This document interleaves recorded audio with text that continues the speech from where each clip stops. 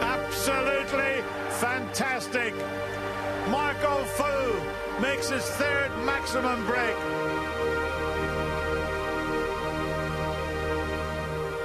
A little bit emotional for Ali, but great to see him here. History has been made. 776 career centuries.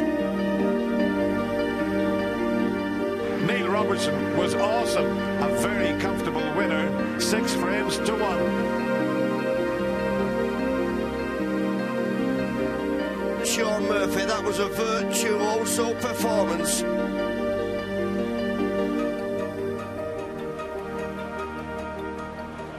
Hello again from Alexandra Palace. What a week we have had. We've had record crowds piling in through the Palm Court entrance here at Alexandra Palace every afternoon and every evening, and making their way through here into the main arena. And what have they seen? So much brilliant stuff this week. They have seen only the third maximum break in the history of this Masters, the 40-year history of the Masters. They've seen Ronnie O'Sullivan become the sport's all-time greatest centurion, beating Stephen Hendry's record.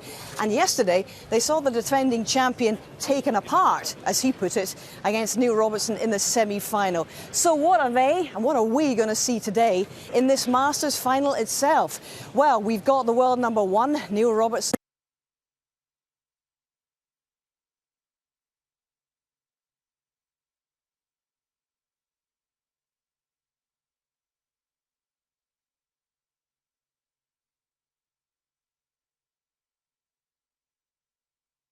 Some doubters maybe with my form maybe in the UK, but you know, signs were there in the UK that, you know, I was making, you know, good inroads towards, you know, being back to my best, and you know, I think my last 2 performances have shown that. You just got to have a good routine and do the simple things right. That means coming in and doing your practice, hitting some balls, and really, you know, I'm going to keep to the same routine that I've been doing for the whole tournament. I must be doing something right. I just wish I could start a game. I love the venue. The crowd's always great here. My 3rd final in 4 years is another fantastic achievement. But yeah, I'd love to win, you know, my 2nd title here. There's an Australian guy called Neil that's going to have a massive say in the result. He's the world number 1. He has won the Triple Crown. Shaun and I played each other here a few years ago. The year I won the Masters, and overall it was a really sort of competitive match. It was you know, a lot of really big breaks, very attacking match as well. So yeah, I wouldn't expect anything different. You know, he's had a brilliant year. He's you know, his game's in great shape, and obviously it'd be, you know, an incredibly tough ask to you know, keep up my performances and get a win. You know, we as players haven't invented this title of the Triple Crown. The media have invented it and given it, you know, away to the people that have won it. We try our best every week. The fact that I've timed a little bit of a good bit of form for this tournament is a coincidence of practice and effort. I'm just going to go out and give it my best and see what happens. A few years ago I lost to Neil in the final. Will I win this time? I've got no idea. Well, that makes 3 of us, I think, and perhaps another 1,700 during the day. Haven't got a clue what's going to happen in this match. Such has been the standard of the 2 players playing for this wonderful trophy. I don't think we've really got any guidelines, or perhaps that final they played in a couple of years back. Yeah, 2012 final, Robertson won 10-6. Tactically, he was very adept in that match. I think he's scoring better. But as for Murphy, well, yesterday he was absolutely awesome against Mark Allen. Heavy duty scoring, and I think he's a better player. Yeah, I think tactically he's sounder, and both these players, though, have actually produced some fantastic snooker to make other great players look like virtual spectators during their matches. It's very hard to call. Robertson in particular, last 2 matches, 6-1 Carter, 6-1 O'Sullivan. I mean, stats don't lie, Steve. Have a look at these.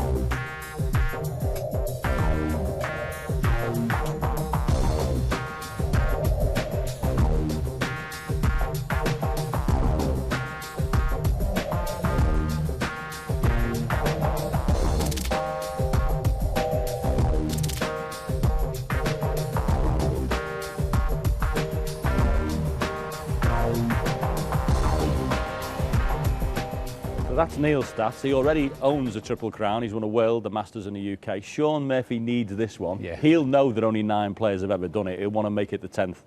Yes, but I think he'd be more pleased with the fact he's playing well, he's happy on the table, his tactics are good, his potting's good.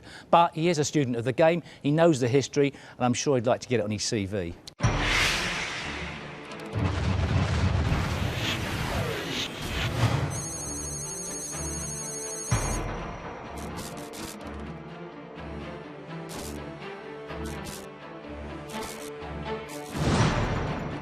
Technical.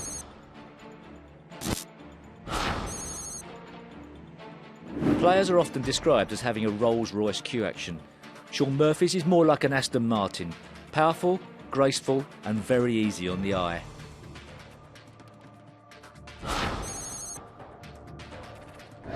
Everything is lined up perfectly in Shaun's address and delivery, and with the object of the exercise being to send the cue onto the cue ball in a straight line, that gives him the perfect platform. The result of all that is that he is comfortable with a long final pullback and he can generate enormous cue power without throwing the cue ball offline. Golfers talk about the quality of ball strike. Shaun's is of the highest quality. Tactical. One statistic bears testimony to Shaun's break-building ability. At the 2007 Welsh Open, he hit 4 consecutive centuries. Enough said. Safety is not his strongest suit. He loves an open game which suits his style. Sometimes you have to dig in though and wait for a chance, and maybe he pushes that boat out a little too often. Psychological.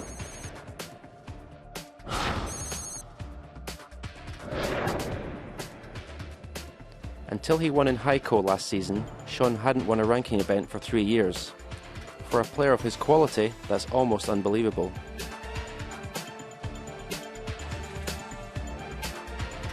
He seems to thrive on the big occasions, and you always fancy him to hold his nerve in tight situations, if only he can find the consistency to get him to more finals.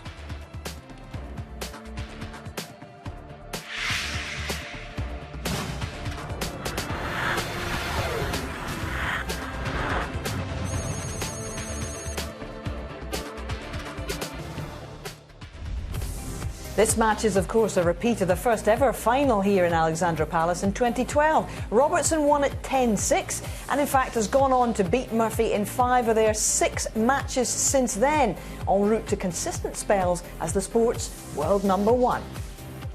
And Dennis Taylor and Ken Doherty know exactly how it feels to walk out here in a Masters final. But when you think about Neil Robertson, he thumped Ronnie O'Sullivan, he thumped Ali Carter 6-1. He's going to take some stopping, Dennis, isn't he? Yeah, we didn't think he was going to do that against Ronnie. I thought Ronnie would just edge that. I got that one right, so I'm not going to predict who's going to win today. But both these are the form players. They both played unbelievably well.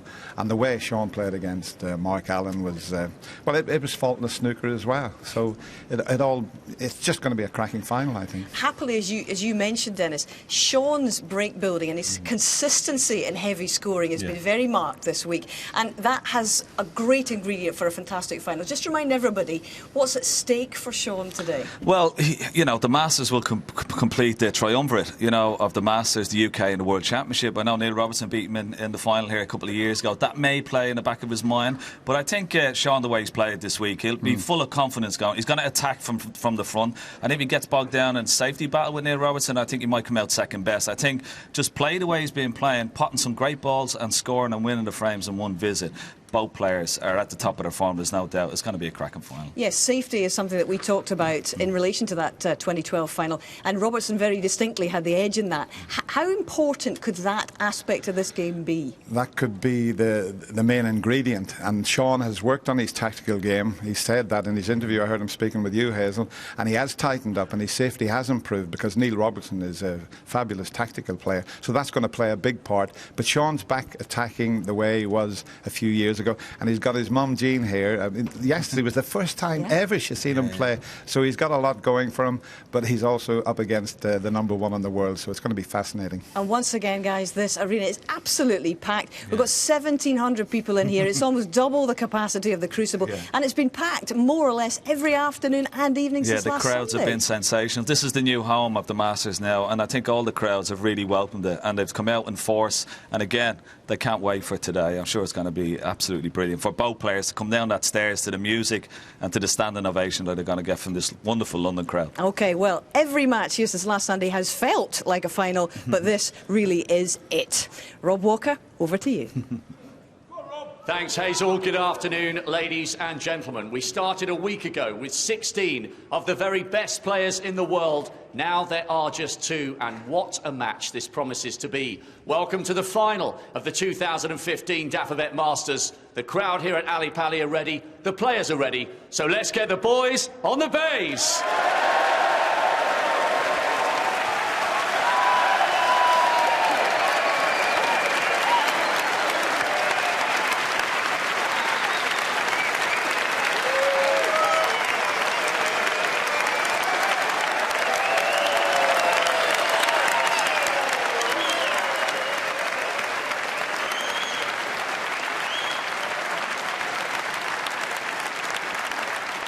Please welcome a class act on and off the bays. He has been brilliant this week, earning his place in the final with wins over Selby, Maguire and Allen. World champion in 05, UK champion in 08. He is just 1 match away from completing snooker's Triple Crown. This is the one he wants, and he is ready. Here comes the magician, Shaun Murphy.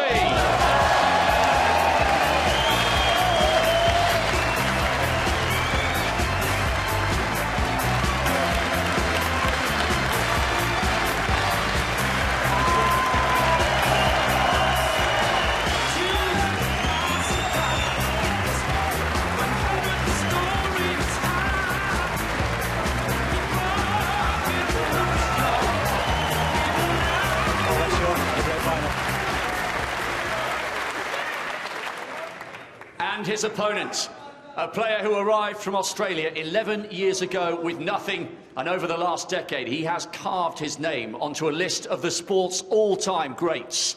A world champion who won here in 2012 and completed snooker's hat-trick the following year. His win over Ronnie yesterday shows just how good he really is. Here comes the world #1. Can you hear the thunder from down under? Here's Big Robbo, Neil Robertson.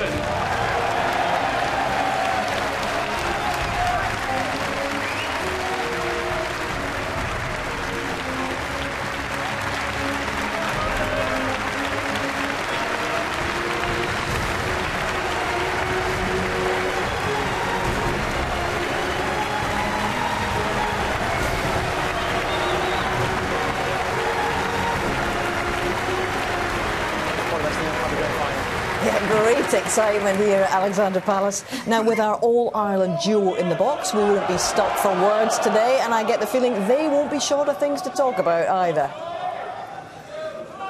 Thank you, Hazel, and smiles all around, and what an atmosphere again. The reception for both these players, 2 terrific ambassadors for the game of snooker, it has to be said, one from Australia and one from England.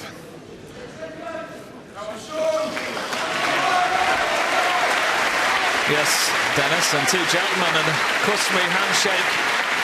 I think that's only been brought back in. I used to do it at the conference centre many years ago, but nice to see the players have a handshake with the trophy, and what a wonderful trophy it is.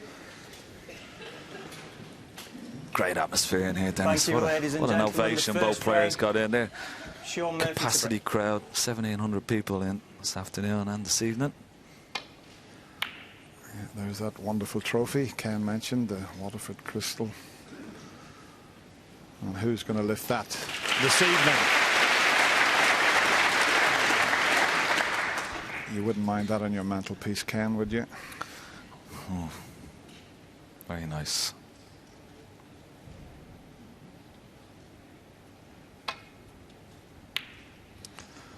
Oh. Well, that was very close, but he's got the second part of it. Got it a bit safe. Shaun can't pot this red, of course. I'm just looking where he wants the cue ball. And just see the tournament pot success, Dennis. I mean, that's extremely high for both players.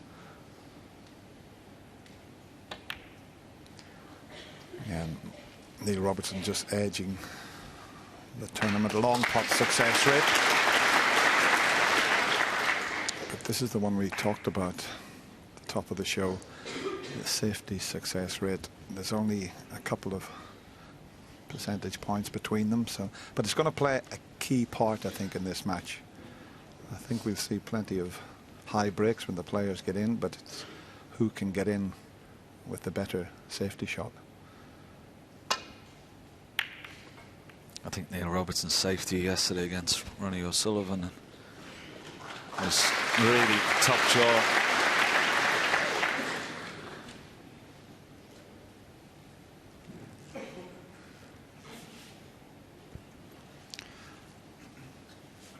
And there's Shaun's mother and Helene. Jean's his mother's name, Elaine's his fiance's name, and it's hard to believe this is only her second time at snooker watching her son. More nerve-wracking for the family watching than it is for you out there playing.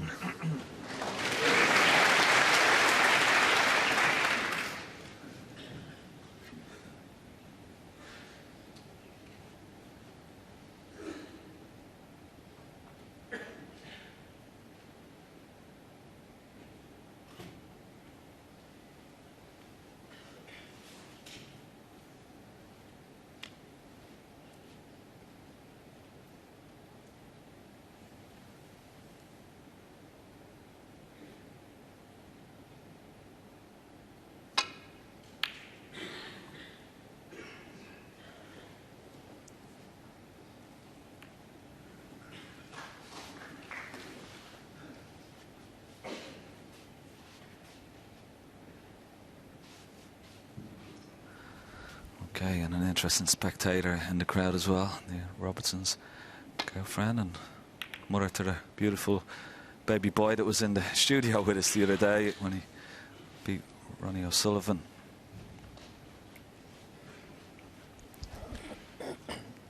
Yeah, that was funny. I was talking to her earlier about Alexandra. I mean, he was sitting on his dad's knee, and I was watching it back at the hotel, and I wasn't listening to what they were saying. I just wanted to see Alexandra. He was acting for the camera. Gorgeous little boy.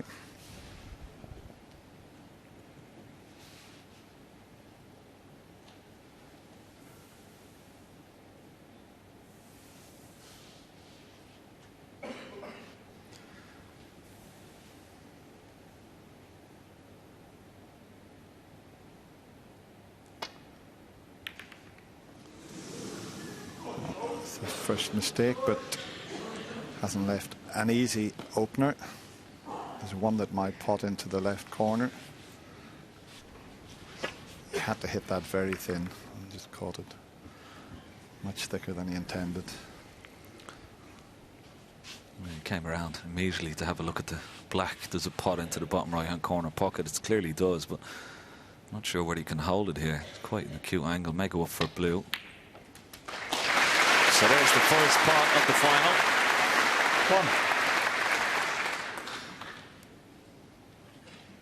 Just lost the cue ball a little bit, but still okay on the blue. The red behind the black is potable into the left corner pocket.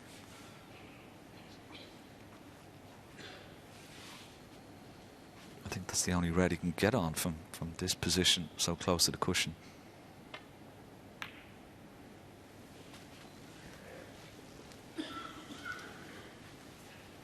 And that's not hard enough. 6. Yeah, it wasn't an easy chance by any means, and he's only going to get the 6 points from it.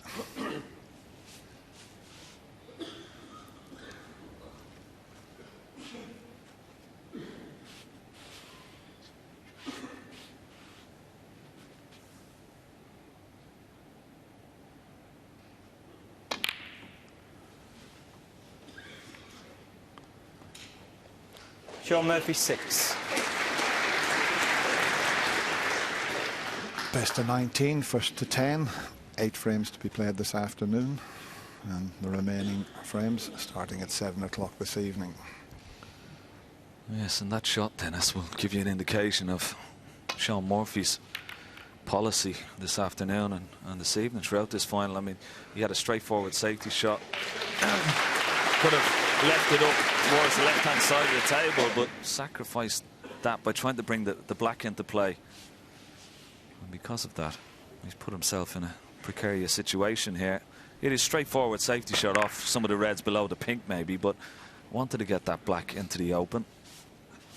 And that's the attacking style he's seems to have adopted all week, and it served him well.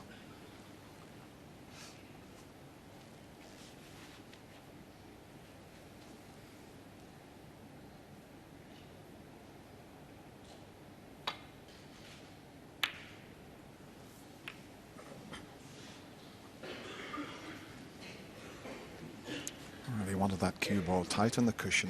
He's left a possible pot here for Neil.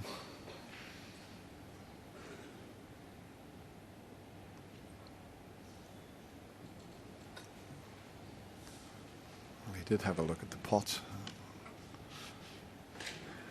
See the one that's near the black spot he could cut in, but he may cannon the other red, so let's have a look at what he's looking at. He was just looking to see if he could pass that red to pot. Well, it would be the easier red, but can he see enough of it? It's very tight. The other one, if he can avoid the cannon, he can take the other one on that I mentioned, the one to the right of the black spot there. He can cut that back.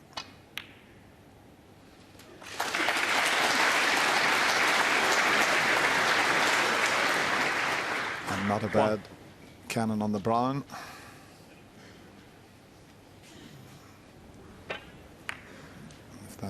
Cue ball slipped past the brown, he wouldn't have really been on anything, but as it is with the cue power that he has, there's no problem for Neil to get back up to the reds from here. Yeah, and the other added bonus is that he's freed up the black spot, because should he get on a red down at this end of the table, the black was on until he's just kissed it there. Well, it may still be on to left corner or even up to the into the right centre. He's on a red into this right hand corner pocket. There you see it. Now can he get out for black or pink here? He's blessed with a lot of cue power, Neil Robertson.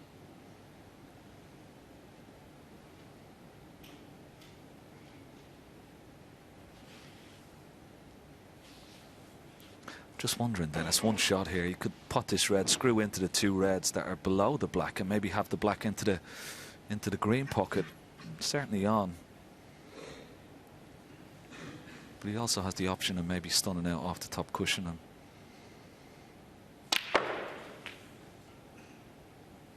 oh, he's played that very well. 6, excellent shot.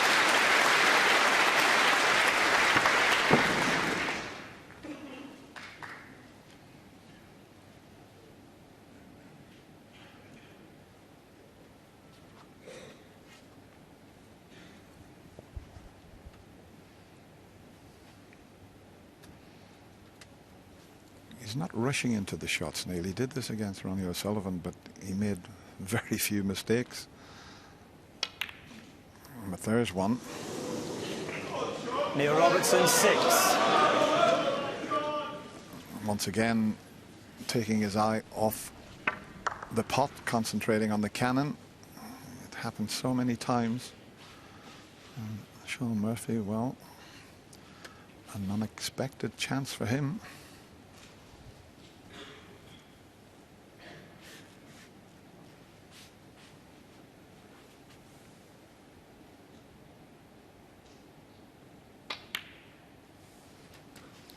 One.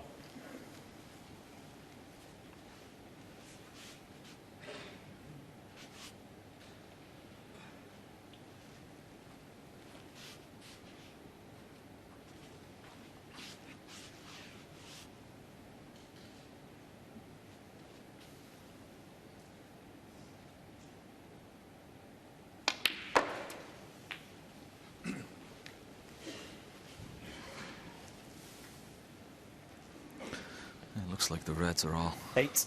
blocking each other into both corner pockets at the moment, so he's going to need one good cannon here after potting the red.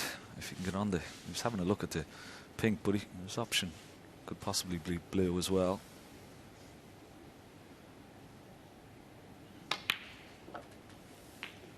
Nine. Needs to slow up that cue ball. Just ran on a little bit. And that makes this shot a little bit more awkward. Wanted to be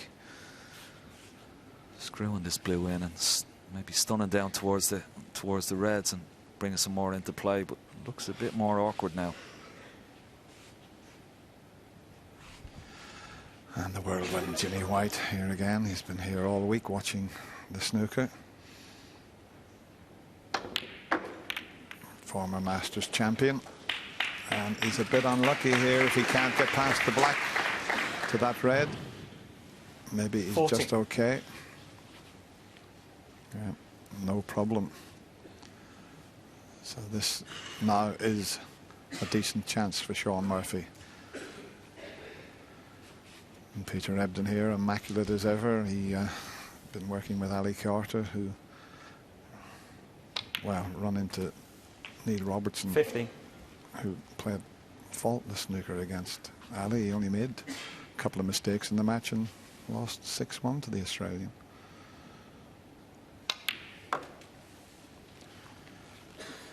And we might as well show our dear old friend Patsy Fagan, who's been here most days, former UK champion and good friend of Jimmy's. Give us a little smile there, Patsy.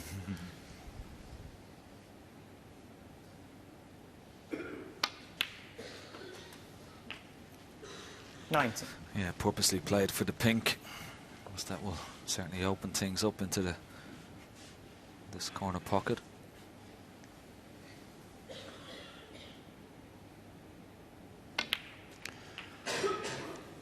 Didn't get into that enough, but he's okay. He's still got the red below the black, and I can still think he can hold for the black into the same pocket.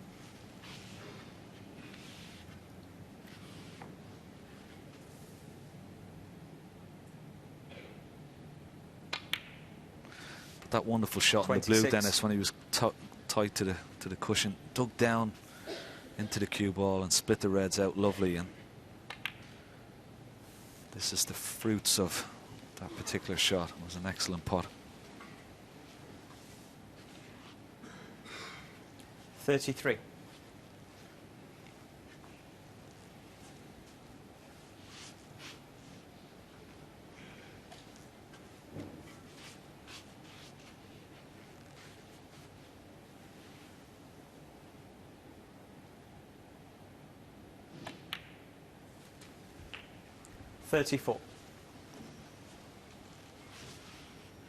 Might have to play the cannon this time because those two reds are not available into the right corner. They are now. Just that little nudge has opened both those reds. Great start for Shaun Murphy. 41. A change of tactic in his 42. Two previous matches. He lost the first two frames. Stephen Maguire never looked like missing against Shaun to lead 2-0. Mark Allen did the same. And so it's a change of plan. He's going to try and win the first two frames rather than lose 49.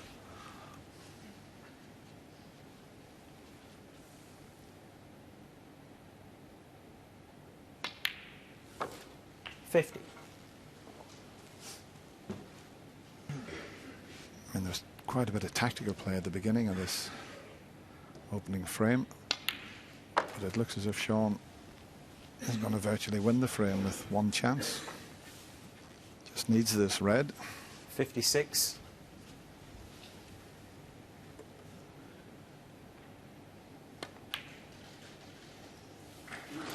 57.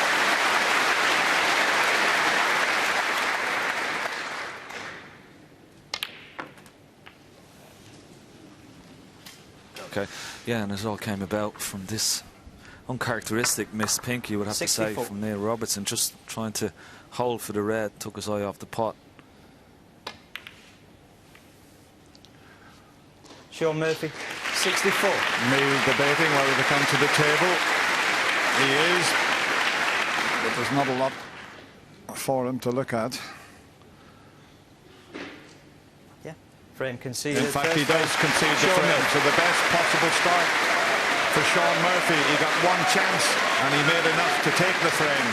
And he leads 1-0. Yes, Murphy in front in this 2015 Dafabet Masters final.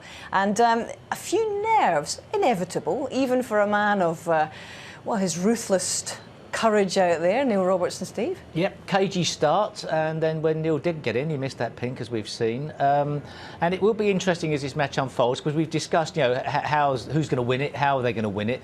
That's one frame where an unforced error has been the catalyst. Yeah. So I'm going to write that down. I'm going to write down one frame, as opposed to somebody getting themselves in from a good safety shot and still doing it. So one unforced error. OK, and that could be the story of this final, as you so eloquently put it. Your impressions of Murphy's temperament, the way he started out, because I tell you what, that Disco Inferno when he comes in and gets the place rocking, it does really gee everybody up ahead of the final, doesn't it? Yeah, he'll be delighted to win the first frame, obviously, but also delighted he's not 2-0 behind, because in the last two matches to Stephen Maguire, that's what's happened. And yesterday against Mark Allen, even though he had to... So it's essential you get a good start in a major final, particularly against the world #1, who's been in awesome form in the last two matches. So he'll be over the moon with that start. Yeah, once again we have a full house. We've been talking about it, 1,700 people in here. And two young ladies, there they are. They're both called Amanda. They've been here at every single session. Amanda with the blue hair is from Essex. Amanda with the pink hair is from West London. They met online and they've gone to every match in Coventry at the Champion of Champions, and they've been to every single match here. They are dedicated fans. So everybody who's been asking about them on social media, there you are. Yes, we've seen them here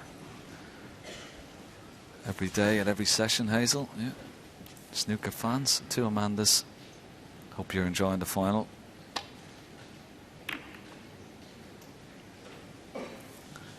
You had two fans once, didn't you, Dennis? But they were... Yeah, they're in their 90s now. Both electrical, weren't they?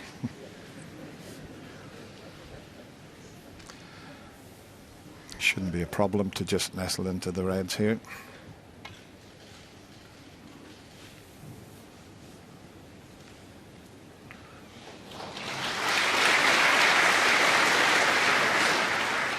Not touching.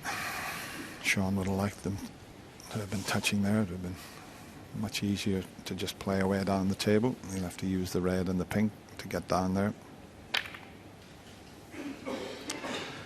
But that's opened them up nicely.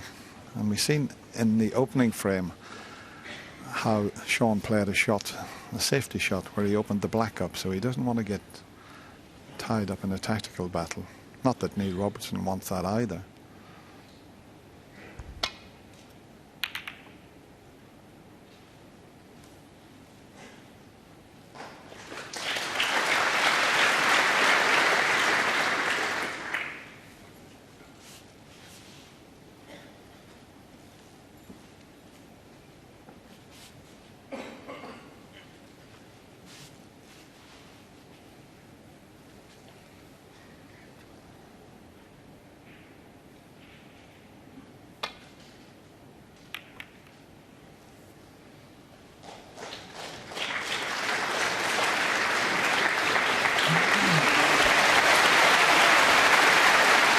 Excellent shot, Shaun Murphy.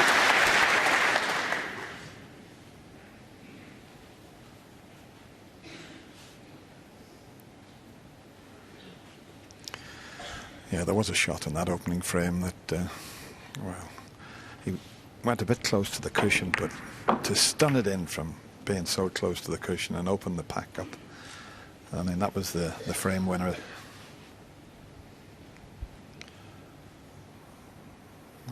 Not as big a target now, using two cushions.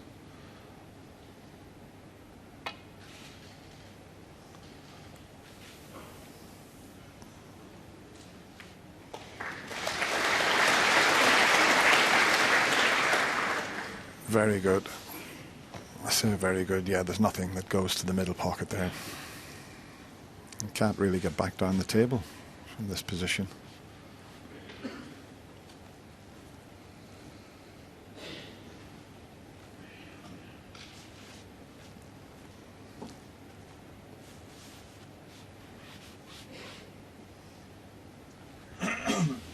Just looking at the cushion where the black and reds are, just to leave it safe. Yeah, but he may put the cue ball somewhere near this bottom left-hand corner pocket, but the problem there is that he's going to hand the advantage to Neil Robertson. He'll have a simple safety shot to put him in a lot of trouble, so may just try and stun in and leave a touching ball maybe.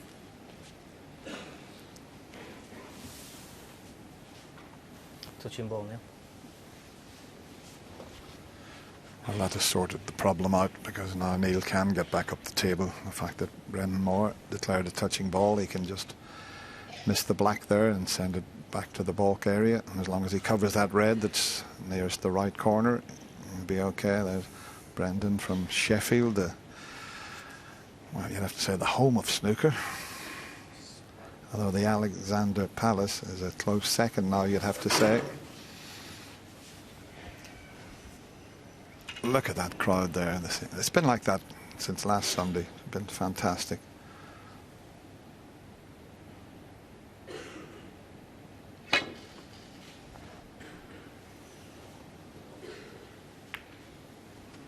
Oh, what a nudge there. But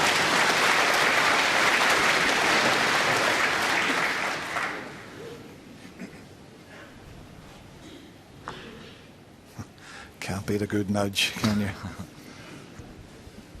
Nice kiss off the brown.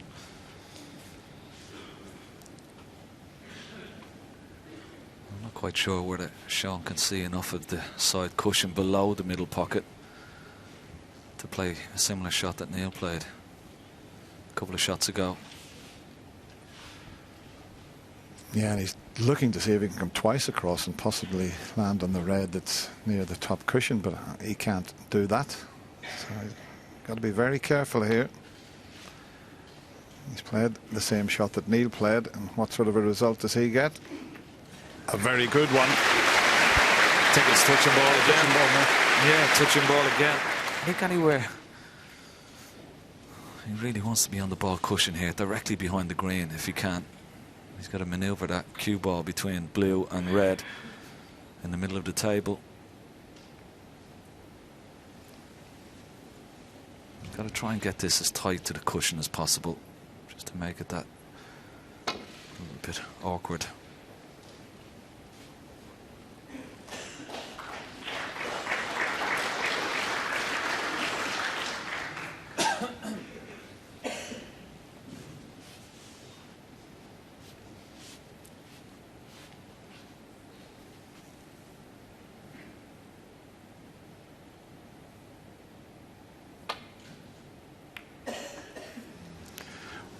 He's a lucky boy there.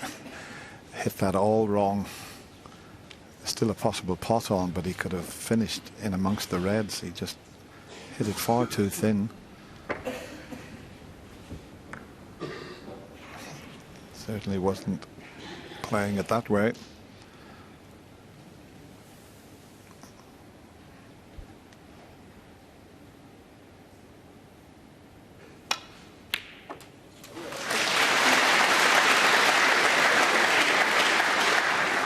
One.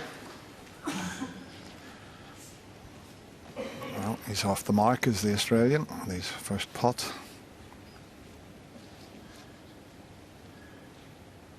Well, he did have a red, but missed that easy pink in the opening frame.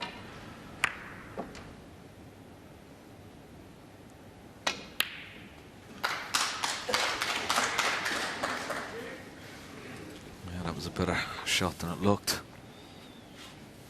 3. Might be a bit straight on this red. Would have loved to have an angle just to stun this red in and get on the pink. Problem is, if he tries to get on the black and put the black on its spot, it's going to be tied up. May have to screw back into balk here. Love to get the blue back on its spot.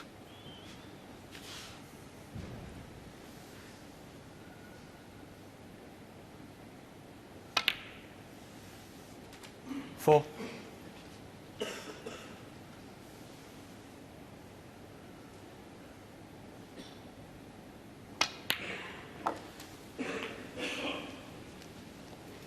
Pink will be tied up now.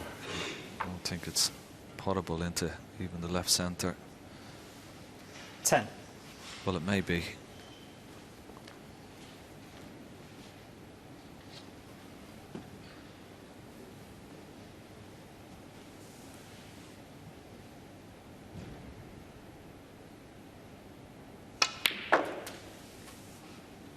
$11.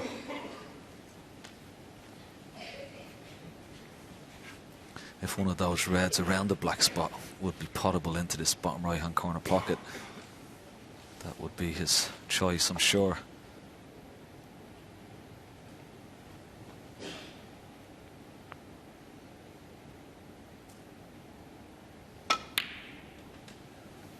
This has to be pinpoint. It looks pretty good. That's an excellent positional shot. I'm sure he's on this red here. 14.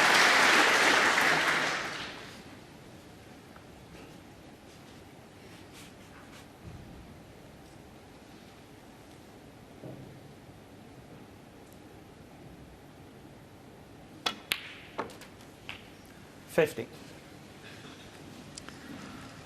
Not quite as intended, just a little bit awkward here.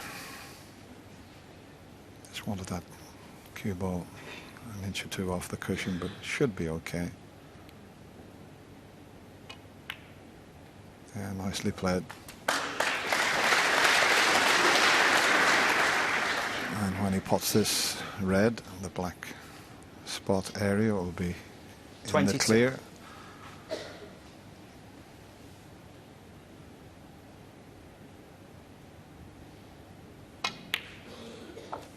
$23. Still quite a bit of work to do the way the reds are situated. They're not ideally placed just yet.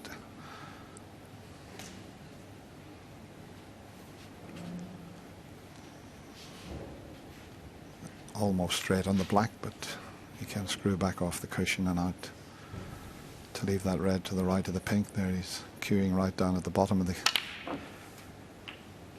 ball, but he's overdone that. He's just looking at the cushion. That did seem to come off quite quickly. 30. Let's have another look at this. Oh, well, he wobbled the black as well. But look at that bounce off the cushion. This was a new cloth was put on the table yesterday, and Shaun Murphy was saying he found just the first frame took a little bit of getting used to, but the tables this week have been playing beautifully.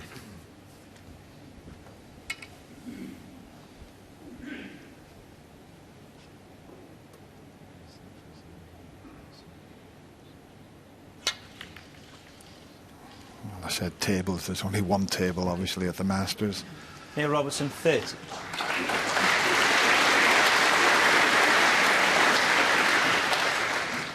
But we've had a little bit of everything, Ken, this week. We've had, what, 26 centuries? Make sure and your Marco phones are Phil switched with off, the please. maximum. Yeah, we've also had Ronnie O'Sullivan beating Stephen Hendry's record, of course. 777 now for Ronnie O'Sullivan. Amazing.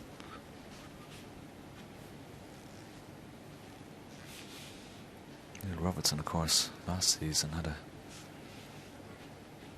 103 centuries in one season. Amazing feat. First time ever. It's going to take some stopping. Oh, this looks pretty good. This looks very good if it runs. If it runs. Excellent shot. Excellent shot from Shaun Murphy.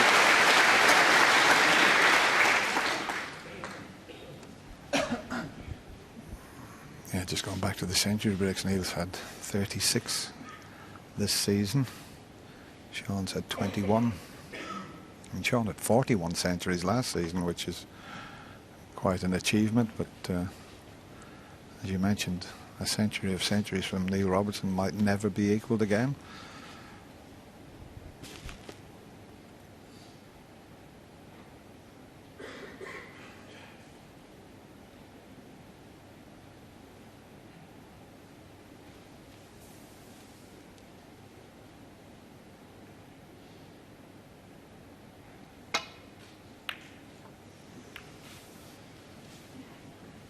Well, that's one way of getting back up the table, but he's left a possible pot. No intention of the white going into the jaws of the pocket there.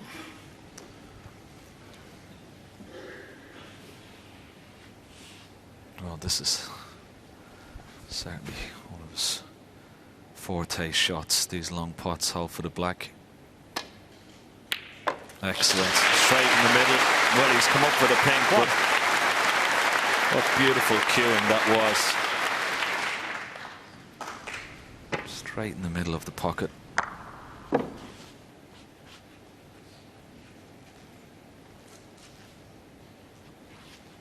Love to get on this red, just above to the right of the black. Could stun down off the pink. It's perfect.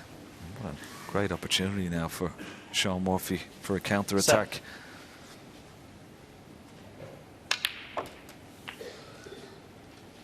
8.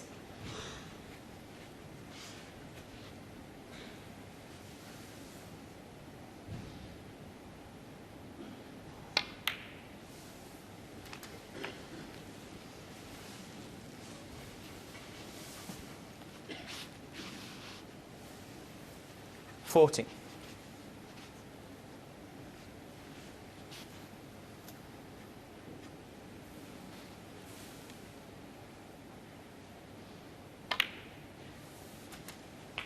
$50.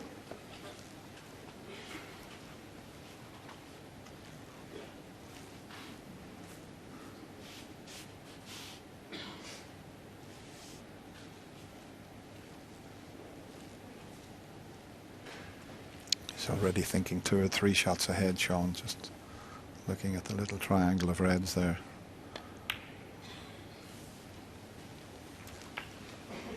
He's got a couple of other reds, but he was looking at the 3 reds just to see if one of them was available, and if it is, it'll free 21. the other 2, so he's already quite a few shots ahead in the thinking department. 22.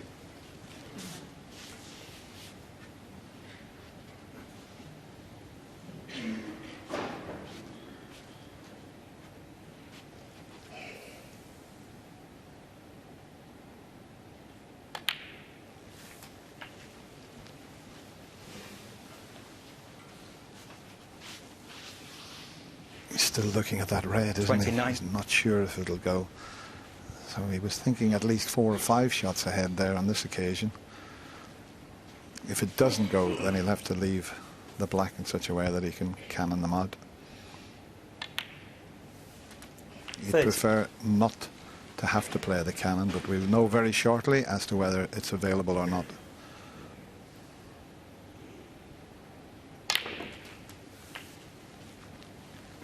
It'll be the one to the right on this occasion. 37. That's the one he's been looking at, and that looks very tight, and he's looking at the plant also. So he may have to play the cannon.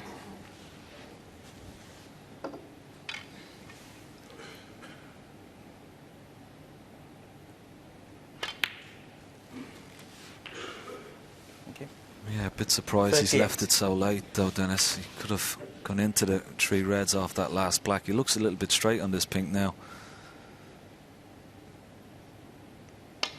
He's only got one more chance. He's got to pot the red, get on the black nicely, and then try and split those reds. But he could have done it a lot 44. earlier.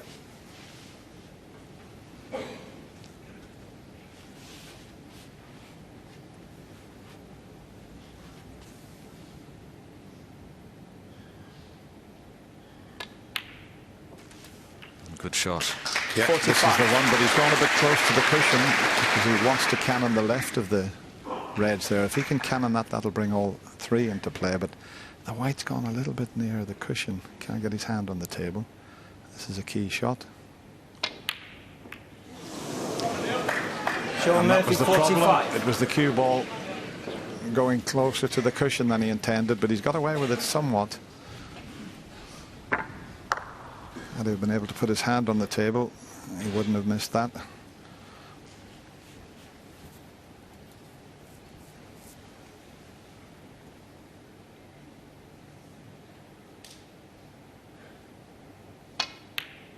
Oh, good pot. That wasn't straightforward. And I think he's going to be nicely on the blue here.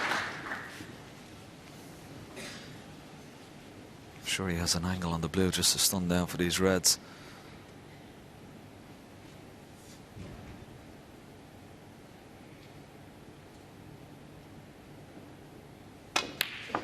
Oh. Just tried to force it a little bit. Neil Robertson, 1.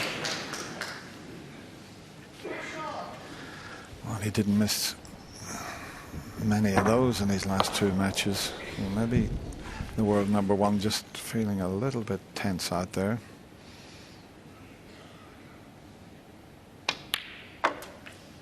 Yeah. 1. 15 the difference. So if he can get colour, red colour, Neil will be 2-0 behind.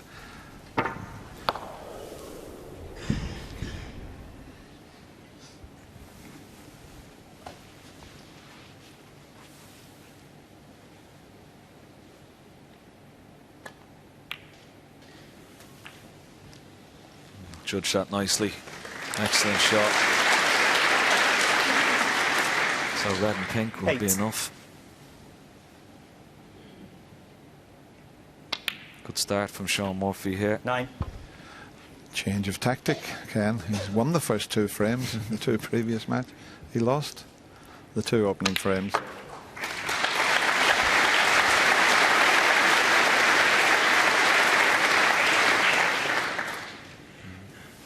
15. Crowd acknowledged that was frame ball, but he still wants to pot this yellow. He doesn't want a chance for Neil to come back to the table.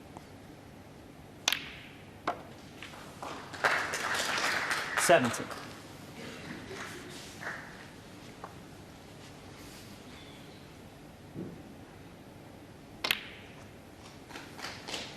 Oh, yes. Well, Neil Robertson is going to come back to the table. But he's 31 points behind with only 25 on the table, so 2 snookers required. And not the easiest one to hit here with the green being close to the black. He's got to go around the back of the black and hit the green from behind.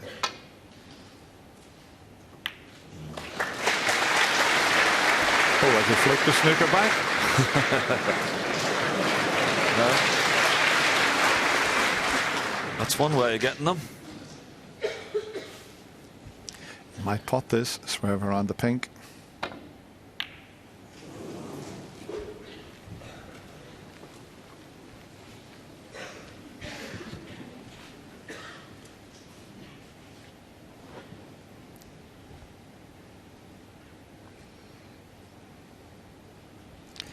As Ken said, 2 snookers required, but the brown's in a pretty good position. Black's always in a decent position when it's on the spot to try and get a snooker behind.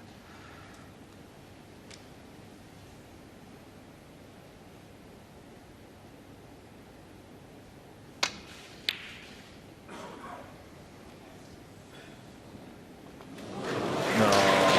Well, that's very unlucky. 3. Excellent shot. Very unfortunate for the green to go into the middle pocket.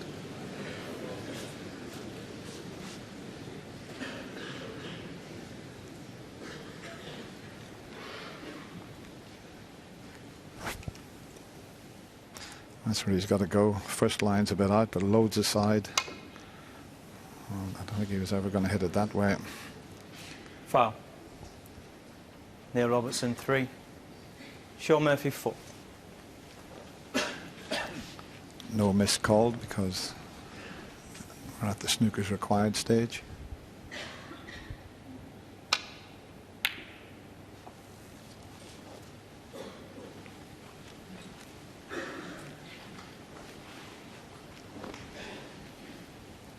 3 snookers now needed.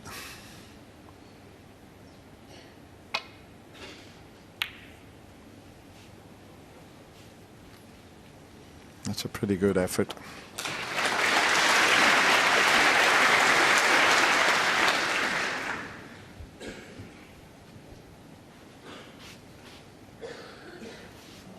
We've seen a few frames lost when players have required snookers. Joe Perry won a frame earlier against Ding Junhui where he needed 3 snookers, got a free ball and ended up winning the frame. But I can't see it happening here. I think Neil Robertson here, Dennis, maybe just playing for a bit of table time. As you said, he looked a bit more nervous of the 2 players so far. Long way to go, of course, in this match, but just getting a bit of table time. Well, that's an excellent shot. Lovely control.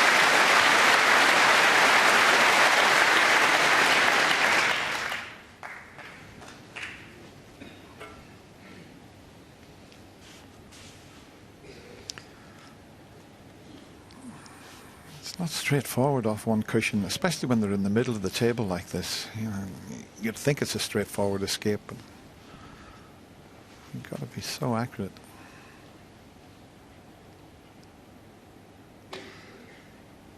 Yes, quite easy to slip past the brown. Foul.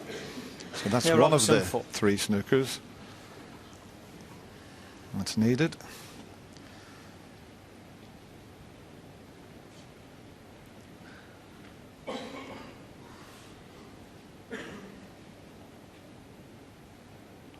One option for Neil, of course, if he puts brown and blue, he'd be 19 points behind, so he'd need 1 snooker on the pink, and pink and black to tie. It is an option, but of course when there's only 2 balls left on the table, it just makes it a bit more difficult.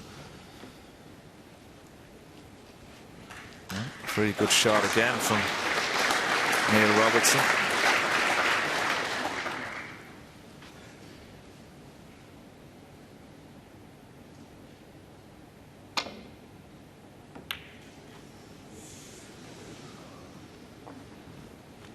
What would you do here, Dennis? Would you pot the brown and blue, try and maybe get 1 snooker on the pink?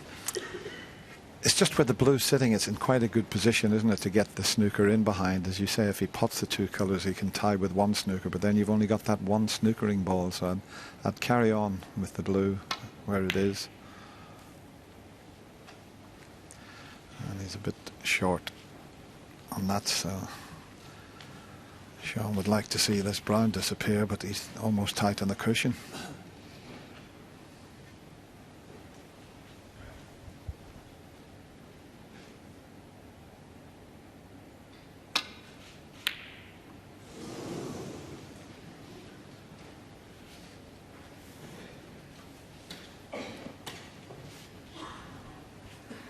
Another chance of trying to get the snooker, but when you're in this situation, you've got to keep the object ball safe also.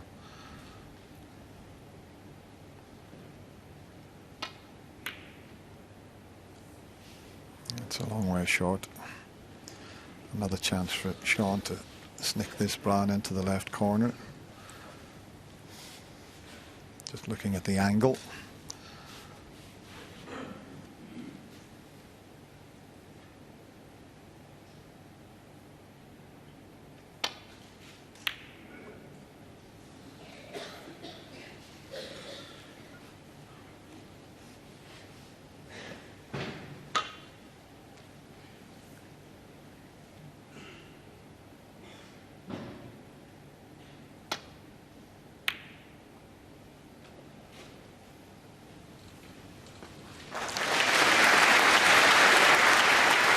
Well, quite amazing. It's exactly the same snooker that he was in previously when he slipped past the brown.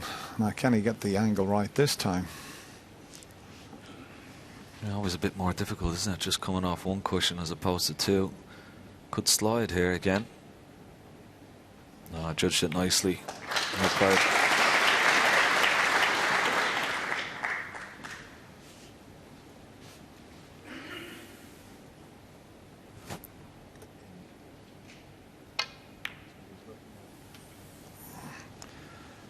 A bit too hard.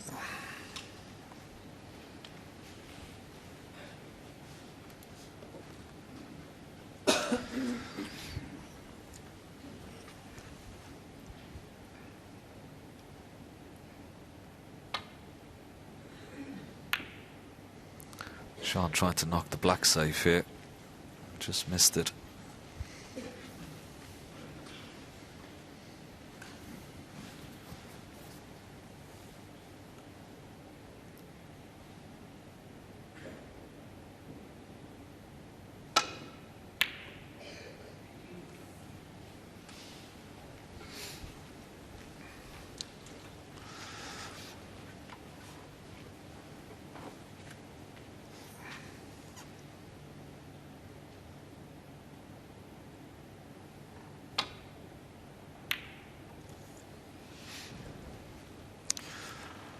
It's amazing with Shaun. I'm going back 15 years ago before I retired from the game. I went to Peterborough when he just turned professional and spent 2 days practicing with him. And I thought, wow, what a cue action this boy has. And here he is going for the Grand Slam. He's been UK world champion. He's just after the Masters, but always had a fabulous cue action, and knew he was going to go a long way in the game. And he's a model professional, Ken, it has to be said. Yeah, lovely lad, is indeed. Neil Robertson is as well. Love the game, love the history of the game, of course. And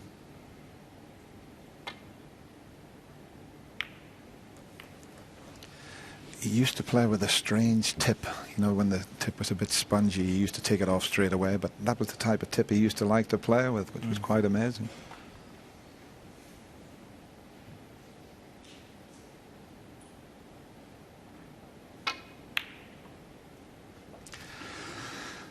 Now he was going to take the chance. He's checking the scoreboard. The pink's in a better position to possibly get a snooker behind the black, so he's had a good few tries at getting the snookers on the brown. Now he's going to try and get one on the pink. To pot the blue though. But look where the cue ball was. He could have glanced off the pink and got in behind that black. yeah, Shaun will be anxious to pot this blue because he was a little bit more nervous when your opponent only needs one snooker as opposed to two. There's less pressure on, of course, but really wants to get this down as quickly as possible. Chance now for Neil if this blue holds up.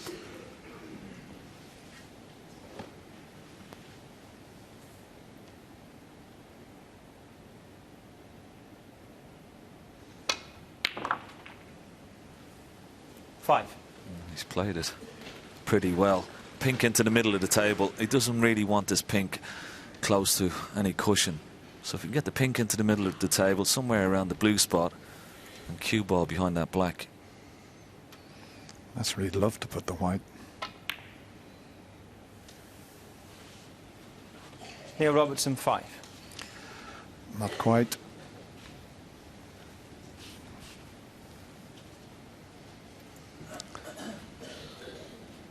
I don't think you're going to see any heroics here from Shaun. Just try and roll this pink over this green pocket.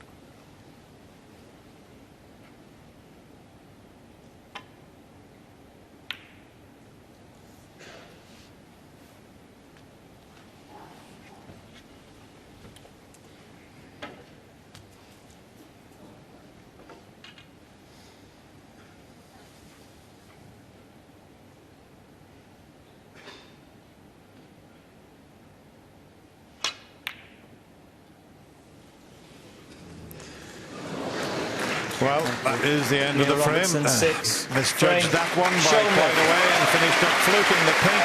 So it's the best possible start for Shaun Murphy.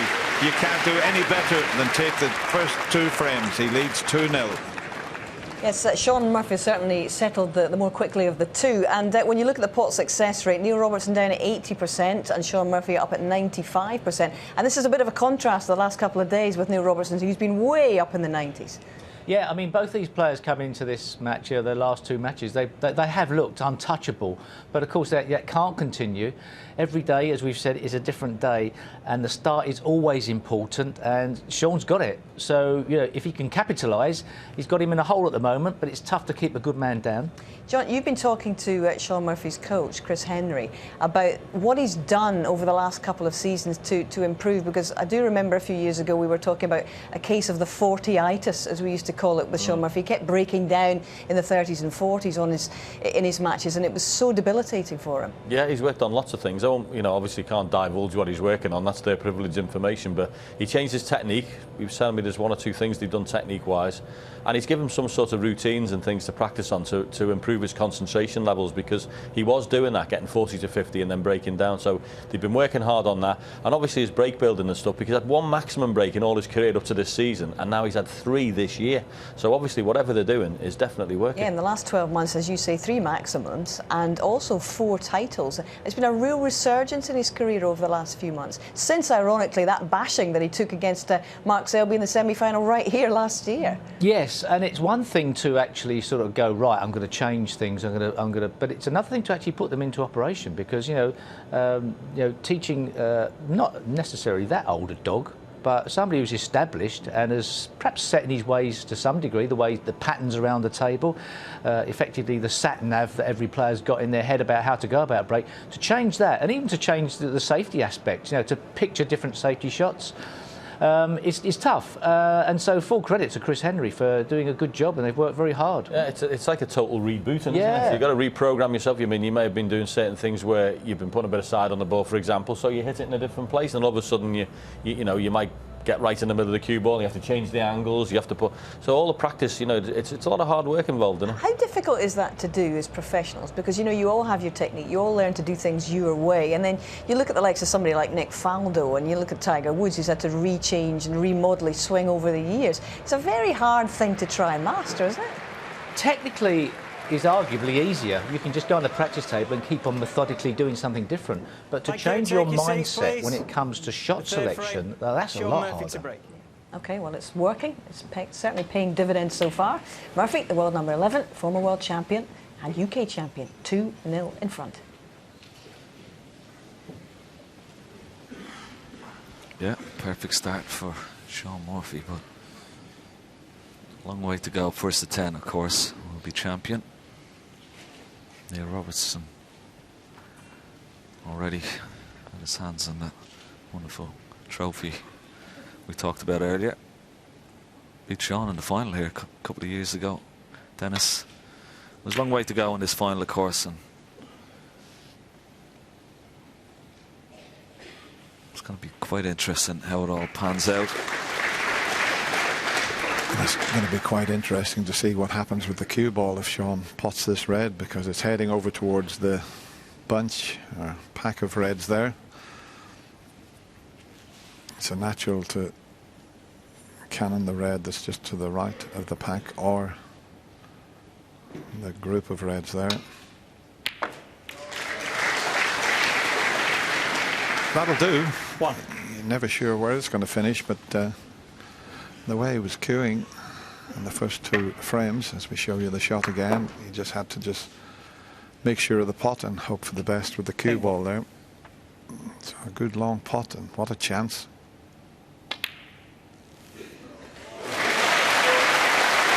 Super stuff. He's so confident. You can just tell from his body language. Didn't even look twice at that pink. 7. Just look what he would have been leaving had he missed it. So there was quite a bit of pressure on it, but as I said, just got down and potted it, and what a wonderful opportunity now. Get some points on the board. 8.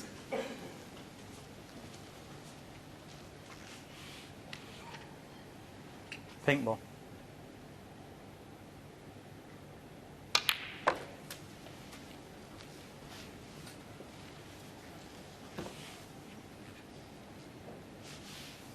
$14.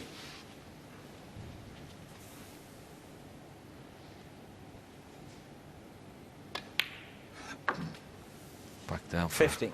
Pink again.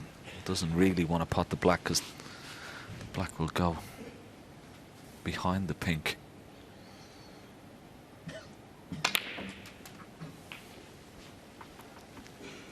So just try and concentrate on reds and pinks at the moment.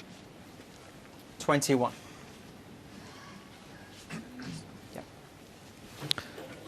All success, very, very high percentage for Shaun Murphy. Of course, Dennis, 94%. Anywhere in the 90s is very, very good. 94, excellent. 82 for Neil Robertson.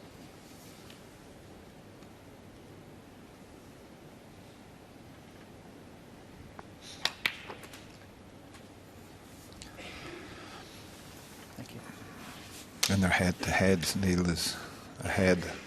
11 wins to Shaun 7, but Shaun has 22. had a few wins in the majors, the UK Championship a few times.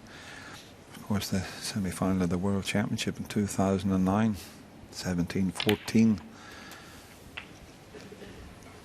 So although he's behind in the head-to-heads, he's had a 28. few very good wins against the current world number 1.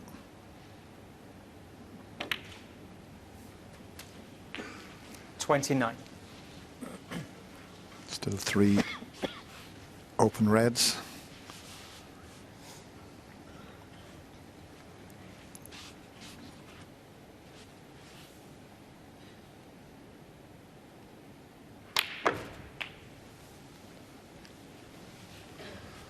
Just come up a little short, but should be okay.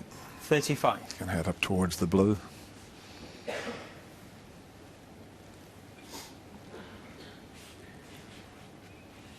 Just play over towards that red that's to the right of the blue.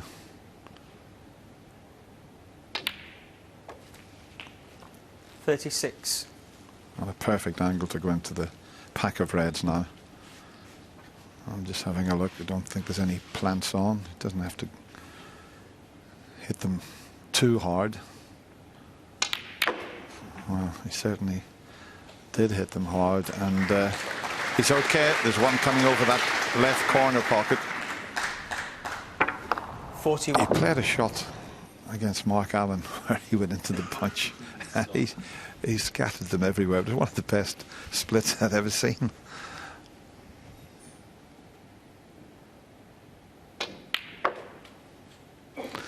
Oh, may have overstunned this. 42. Wow. That's an error of judgment. Didn't have to hit that so hard at all.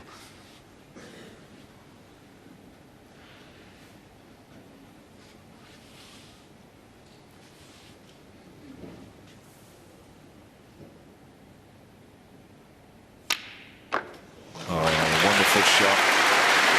And have a look at the position. 45.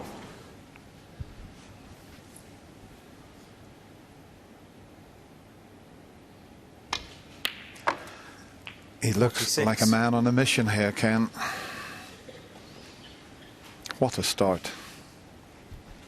Yeah, and everything going into the centre of the pocket. That beautiful noise as the ball hits the back of that leather. It's very, very crisp putting from Shaun Murphy. Very, 51. very confident. I mean, he's really getting on with it.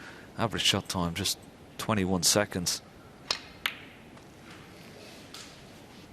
29 for Neil Robertson, but I'm 52. sure that will come down for both players, particularly for Shaun, anyway, the way he's playing. You could see that lovely long pause there before he delivered the cue. He had a terrific shot of his cue action there. 56. You can just see, watch how he pauses at the back, stops, and then delivers that cue in a straight line.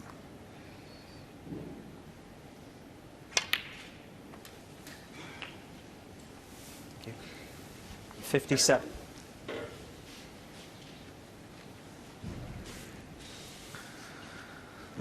Well, it looks like he's going to have to use the pink here. He may try and use the pink to hold Black the cue ball. ball. He's going to pot the black, use the pink to hold the cue ball for possibly red to one of the centre pockets.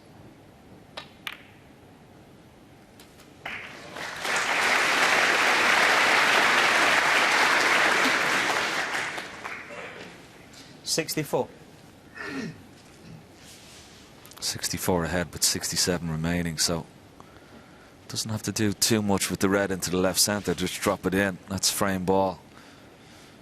the cut at the bottom of this cluster here is a little bit more difficult.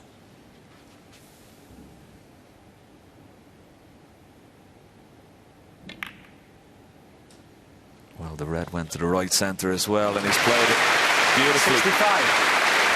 Excellent shot.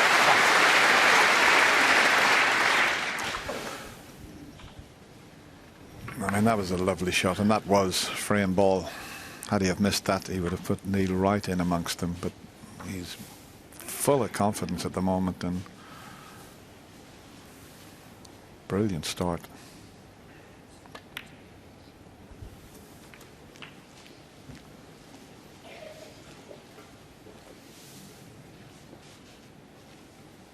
$71.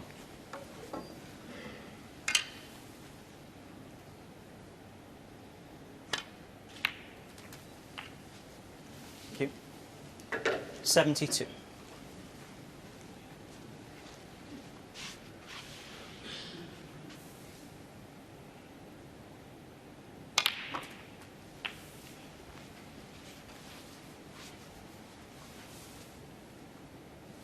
$79.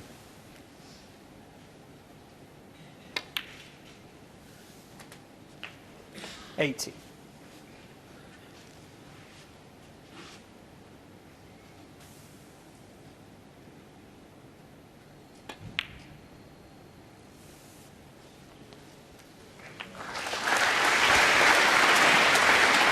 We've had 26 centuries so far this year's 85. Masters. Shaun's had 3 of those. 86.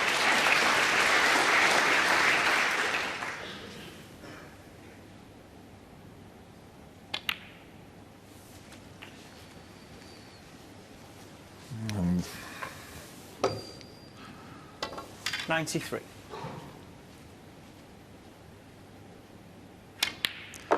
he's never going to miss with the rest. One of the best rest players I've ever seen, that's for sure. Very rarely misses with the rest. He's potted 6 out of 6 so far. This for his 4th century. Well played, Shaun Murphy.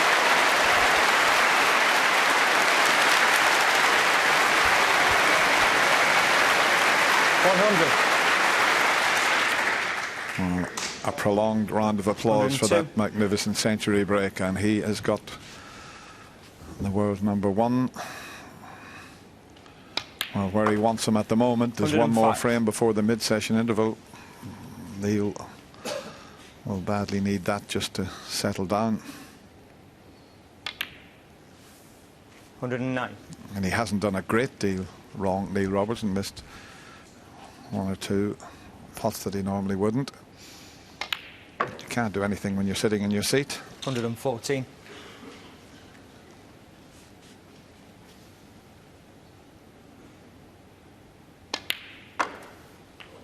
120. That's a magnificent break. 127 from Shaun Murphy. He is flying at the moment, and he now leads the world #1 3-0. Well, what a start for Shaun Murphy. He looks very, very relaxed there. Neil Robertson looked very determined when he came out. But that opening frame, there's a few shots that Shaun has played, key shots you'd have to say, and the one in the opening frame when he went closer to the cushion than he wanted, Ken, and then to dig down and get the stun shot, you know, it was superb, wasn't it? Yeah, and this shot actually won him the first frame. Nice, the red coming into play, keep the break going. But yeah, wonderful pot there. And have a look at this green. I know he ran out of position, overstunned the cue ball, but have a look at this shot and how confident he played it. Green into the centre, screwing in out of bulk, lots of bottom right hand side, and back up for the red to the left of the black to keep the break going. Fantastic cueing at the moment from Shaun. Looks very, very confident. Well, we've 1 more frame before that mid-session interval, and as I mentioned, Neil Robertson can do with that. But Shaun, I mentioned earlier, there's Gina's mum. She must be absolutely delighted, and his fiancée there, Elaine, from Dublin. bet they didn't think Shaun was going to start like this, but he can't play much better than this. Can he keep it going? And as you said, Dennis, his previous couple of matches against Steve Maguire and Mark Allen got off to a slow start, lost the first couple of frames, but changed that around. Thank you. Good Frame time 4 has been. So thank you. big frame for Neil Robertson, Neil I Robertson feel. to break. Needs to get off to Mark.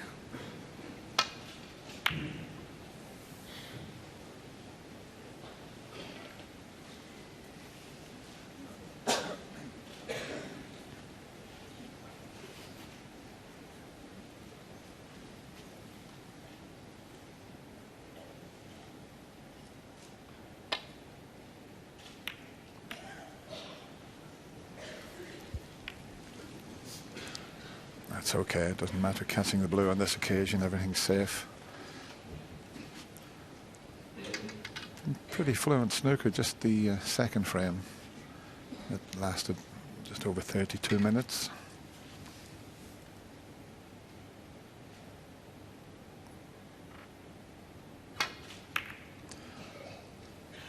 Neil needed 3 snookers in that second frame, and he got down to just needing the 1 snooker, but that was the reason the frame lasted as long as it did. But he's a pretty cool customer, is Neil Robertson, but he's being asked a very difficult question here from Shaun Murphy. Has he got an answer?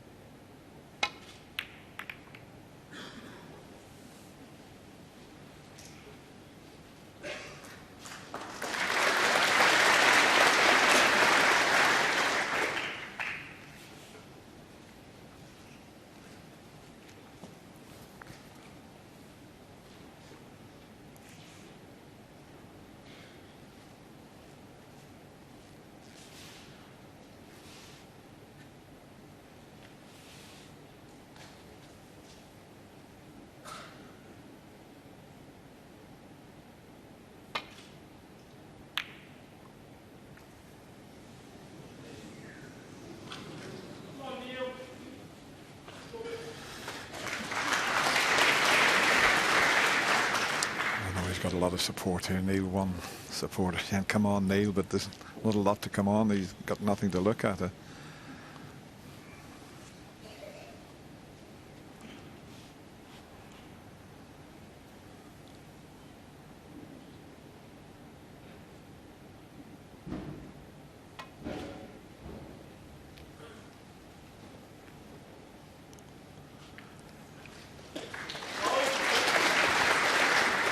I think the packed audiences throughout the last week have been absolutely fantastic here at the Alexandra Palace. They've been very fair to all the players. Okay, they have their favourites, but every player has had a fabulous reception from this very knowledgeable crowd. Just look at that. Fantastic to play under those conditions. Yeah, great thrill for the players as well, isn't it? Walking into the arena to wonderful applause, music, atmosphere.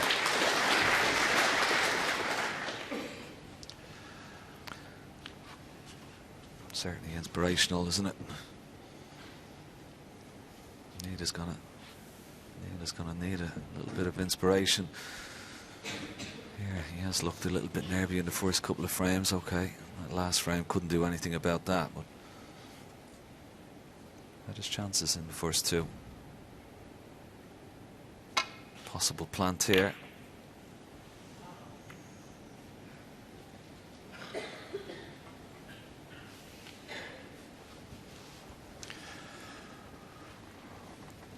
And now the blue's off its spot. It makes the yellow, brown and blue a terrific target to get in behind for safety.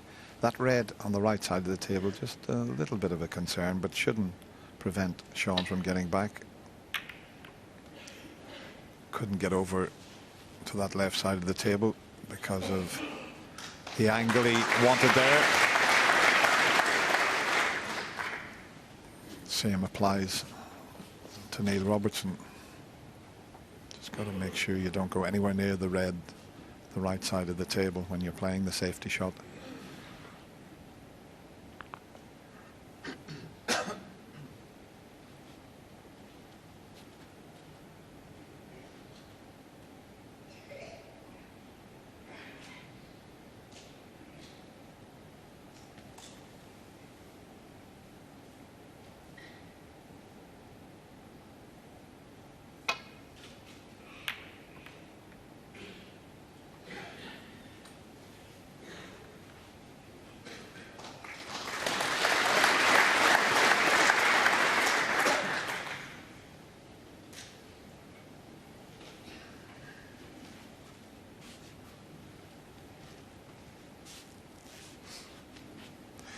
Well, there's an interesting spectator with a beautiful pair of big glasses. We love the nugget, Steve Davis.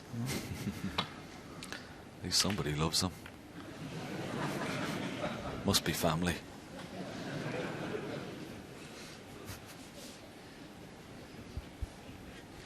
Now this has gone a bit awkward, this frame, with the black completely out of commission.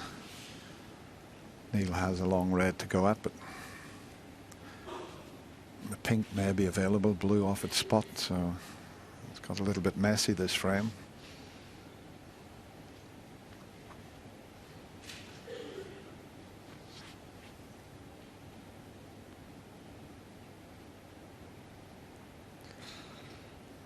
He hasn't got himself into any sort of rhythm yet. He hasn't had much chance.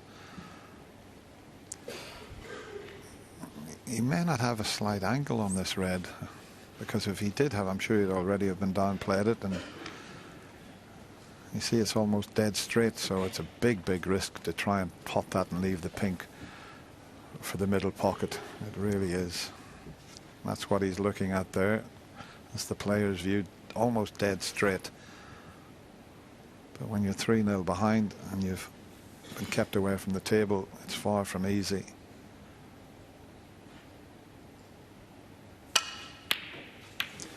Played it with a bit of safety in mind, but where's that red going to finish? He's okay, but it just shows you that he didn't really want to pot that and hold for the pink. He was edging his bets there, so it's simply because he's been kept off the table. If he had been 3-0 in front, he would have knocked that in, left the pink. I think that's the difference between the two players, isn't it? Shaun Murphy would have had a go at that red, of course, and would have just tried to hold it for the pink into the right middle. But Neil, of course, when you're 3-0 down, you're just a little bit more edgier and you're not feeling as confident. But he is blessed with a lot of cue power, and that type of shot screwing into the ball is no problem to him at all. But he took so long over it, Dennis, didn't he? You could tell he didn't fancy it.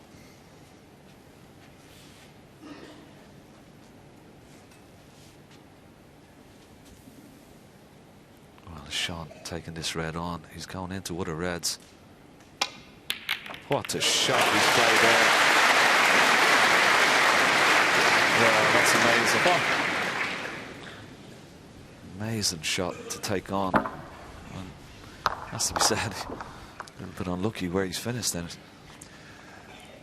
Yeah, he took it on because of the red up in the baulk area. He knew he couldn't just play safe up the table, so he tried to pot his way out of trouble. And he's very unfortunate indeed. He's potted 5 out of 7 of his long potted attempts, and Neil's had a go at 2 long ones and missed them both.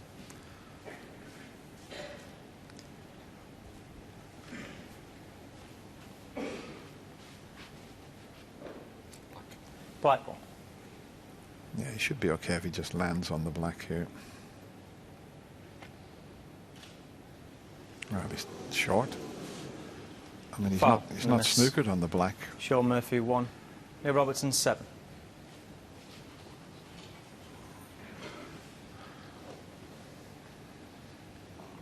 That was 7 points he didn't have to give away. He could have just played directly off the black.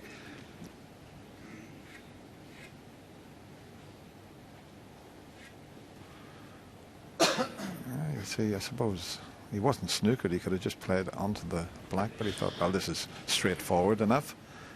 And he gave 7 points away. Back.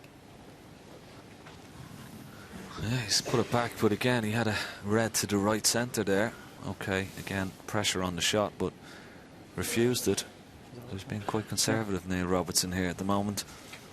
Black. He'll still be on this red, even if Shaun hits the black.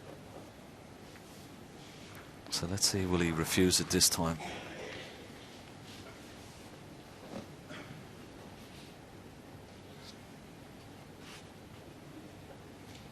He's going to take it on, but Dennis, a lot of pressure on this. He's 3-0 down, red and ball, red over bottom left-hand corner pocket. A lot of pressure on this shot. Well played. 1.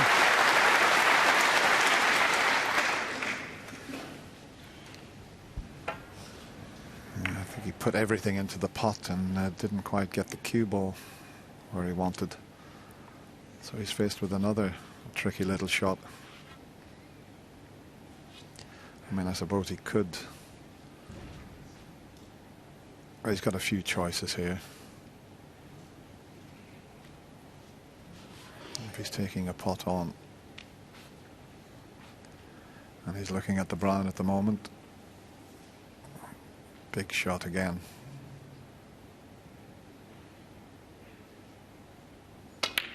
No. He's definitely under pressure at the moment. Neil Robertson 1. All down to Shaun Murphy's play. He didn't really fancy that, you could tell. Never looked like missing that type of shot in his quarter-final and semi-final, but little shake of the head. You don't see that very often from Neil Robertson.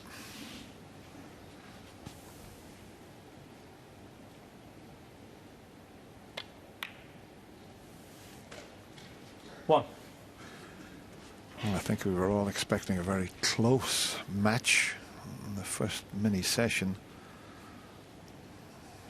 There's a possibility that Shaun Murphy could take all 4 frames. A long way to go with the black tied up. Neil Robertson, okay, played 3 frames, 30 break.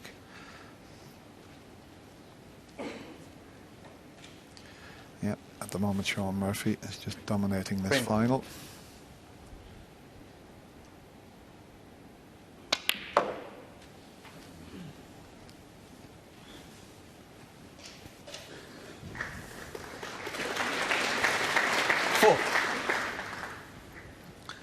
Well, he could stun off the top cushion and have the pink to left centre. If he has a nice angle on this red, he could bring the black into play as well. Just play a little cannon on the red, and that will send the black towards the left-hand corner pocket. That would certainly open up things. There you see the black is going towards the corner pocket. Has he hit it hard enough? I don't think so. Has he? Well, maybe he has. He has. What a wonderful shot that was.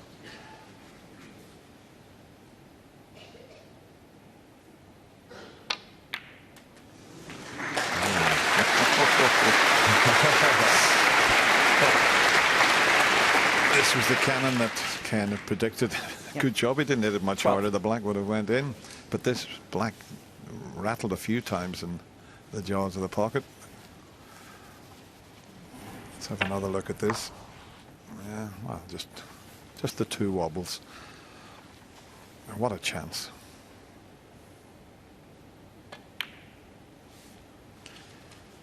$13.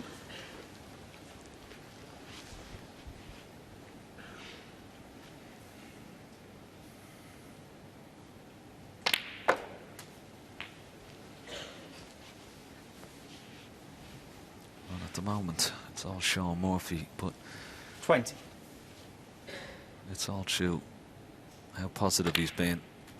He's played, 21. Seen the shots and played them. Every confidence in his ability and cue action and everything going into the centre of the pocket. Great display so far. 28. You see pot success now up to 95%. 76 for Neil Robertson. It's been a while for 29. him since he's been down that low.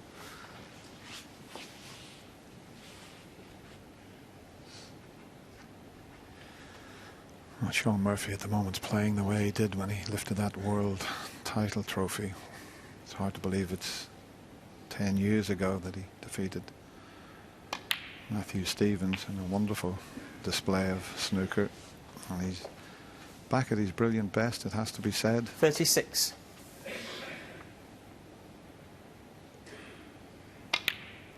This is a player that was 37. talking about giving the game up last year, and here he is playing like this.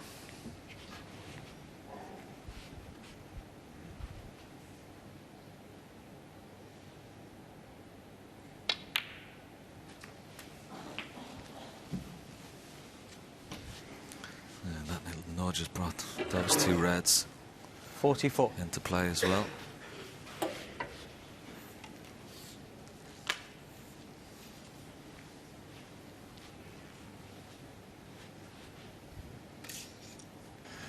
%96% success rate in this final so far. That's some going.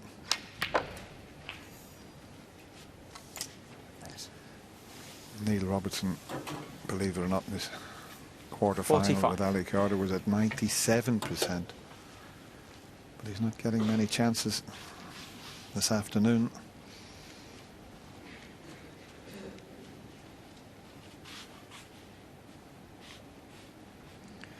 Might have to risk the cannon here just to stop the white from going up the table. And that has finished awkward. He wanted to hit that red full ball 52. and he would have been perfect on the two reds. Now he's going to need the extension again.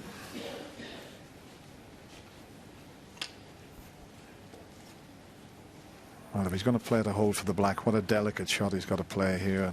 I mean, it's not a straightforward pot.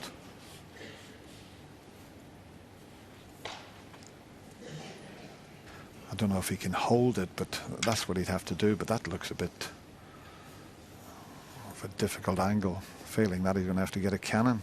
I don't know whether he can get enough on it to get there. Well, he did. He's played it well. Okay.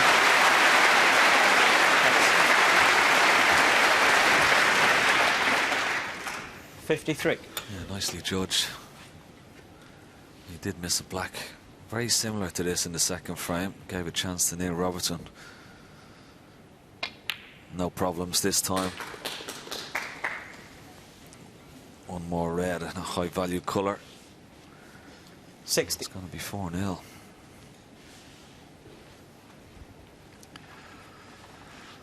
Well, Shaun Murphy well, he wouldn't want an interval the way he's playing. 61. And we know that the interval can change things around, but at the moment it's all one-way traffic.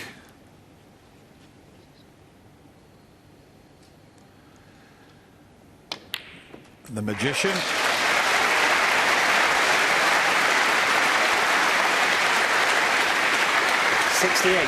His nickname is the Magician. He's waving his magic wand here at the Alexandra Palace. 69.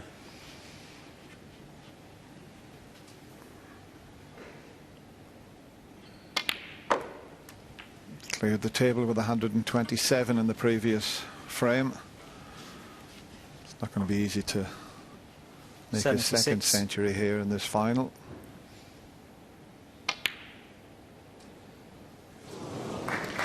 No century break, but what an awesome display from Shaun Murphy.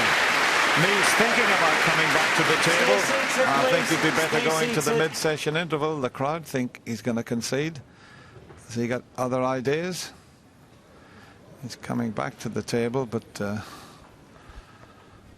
he's a long way behind. 69 points the difference with 51 there. I just thought he would concede and head to the practice room.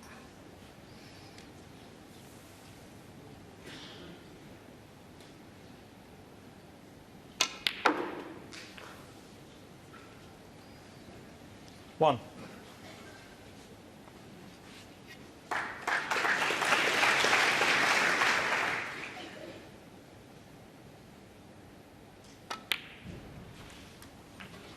what is it, Ken? Is it 5 snookers he needs? 5 snookers, yeah. 8.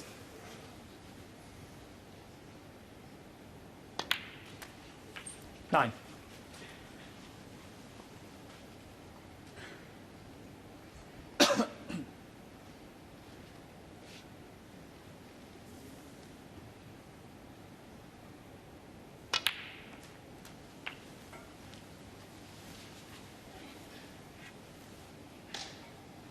60.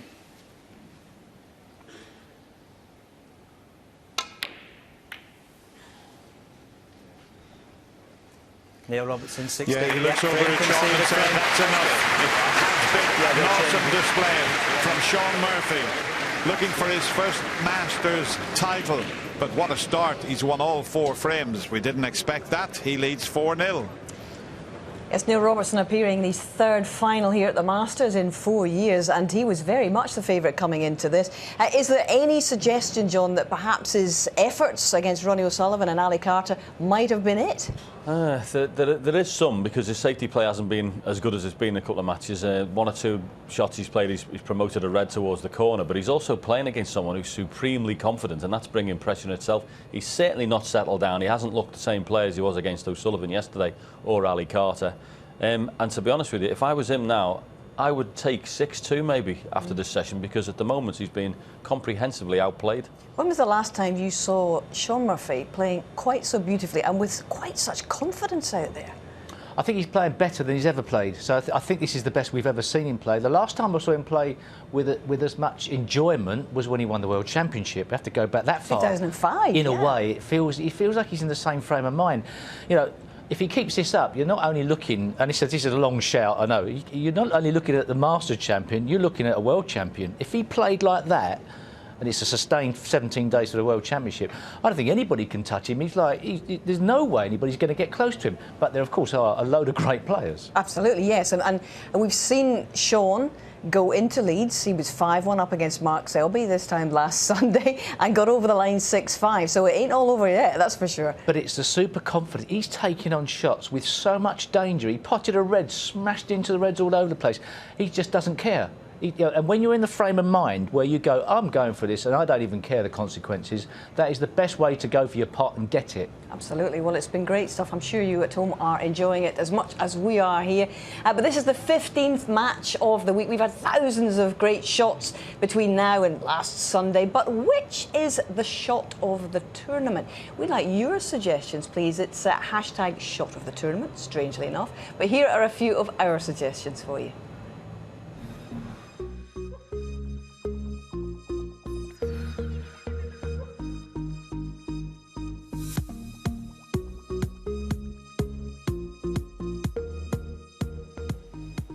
He needs an angle on this black if he's going to get good position on the yellow. What a superb shot. Just to a fraction.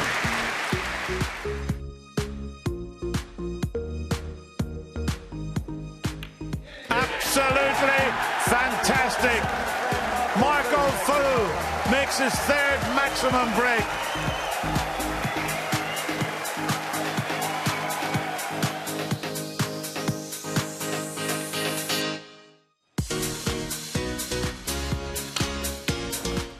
What a shot. What a shot of that pace. I mean, to screw back and pot it. Hard enough just trying to stun that in, but to pot it and get the work on the cue ball and screw back to the baulk area, absolutely brilliant.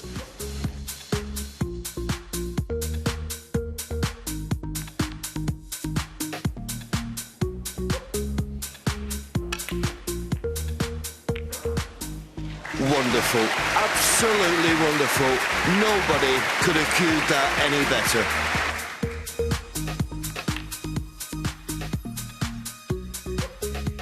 He's left a long pot on here for Robert. You wouldn't expect him to turn it down. And stroked it in beautifully. I love the way he played it. Positive.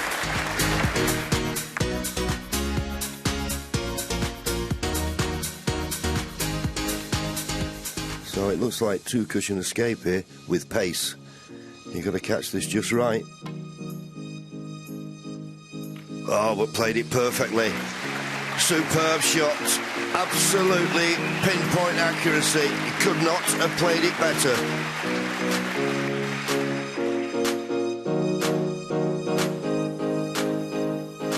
Well, if he has got enough in the red, he could bring the black and reds into play as well as playing the plant. And he has done.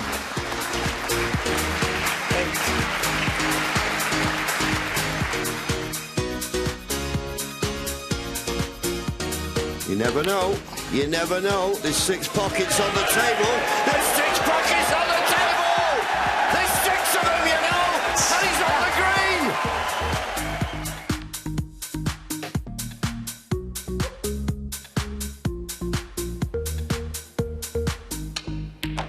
Oh, well.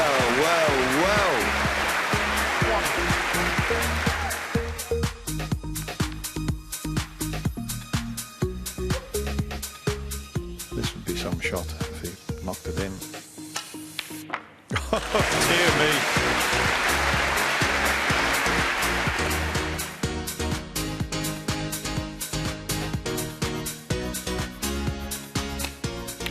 Brilliant. Absolutely top draw.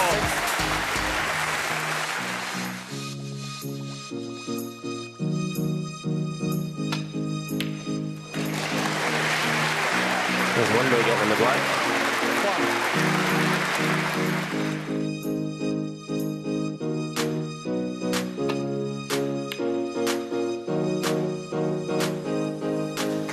Because he swerved that, and he had the left-hand side on the cue ball. Once it hit the cushion, that's exactly where it was going to go.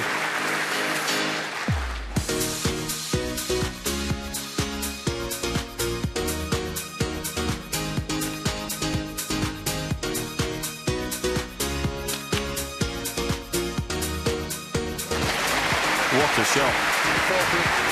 Brilliant.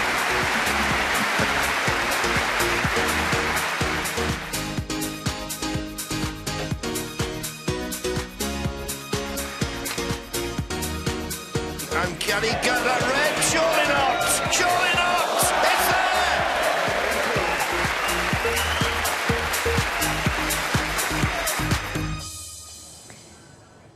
Oh, what do you think? Fraser Marnie's just tweeted. He says that Robertson's long red. I'm kind of with you on that one, Fraser. But what about you, Stephen John? We've worked it out. Yeah? Yeah, we know it. Oh, sorry, we're not going to tell you. What is understandable? If you went back to the 80s, and I think there's some on YouTube, you see the shots of the tournaments that were then produced. Some of them were hilarious compared to these now. The shots are astonishing the players play. They are astonishing. But come on, don't tantalise us like that. No, we can't tell you. We'll tell you later tonight. No, you're allowed to tell me now. It's all right. No. Are you sure? Yeah, I know you don't like He's just waiting going for to keep us anything. waiting, ladies and gentlemen. He's just going to keep us waiting. Can't believe it. There's plenty to choose from. I tell you what, fluke of the tournament's got to be Ronnie's yellow, and that has been accessed via YouTube. I don't know how many times. It's one of the most watched pieces of footage in snooker for a very long time, to equal Stephen Hendry's 775 centuries. Extraordinary piece of good fortune, wasn't it? Yeah, but it was his expression as well, and it was great because he knew Stephen was in here, and he just turned around, a smile on his face, and looked up at Stephen. It was in the bubble there, just to say, look, you know, I'm going to eat you a record with a fluke in it. Absolutely, it was fantastic. Okay, well, from great shots to kicks, the vexed question of kicks always seems to rear its head, and it always turns up, doesn't it, like a gate crasher at a New Year's Eve party. But you know, there might, just might, be a solution to the kicks, if not the gate crashers. 12 months ago at the Masters, Shaun Murphy and his friend retired teacher Bob Ledger outlined the work they'd been undertaking in an attempt to eliminate the dreaded kick from the game of snooker. What a kick that was. The oil that is present in the cloth during its manufacturing process, when laid on the table and subjected to the heat, which a lot of the public won't be aware of just how hot that playing condition is. The tables are heated from underneath and the TV staging lights from above.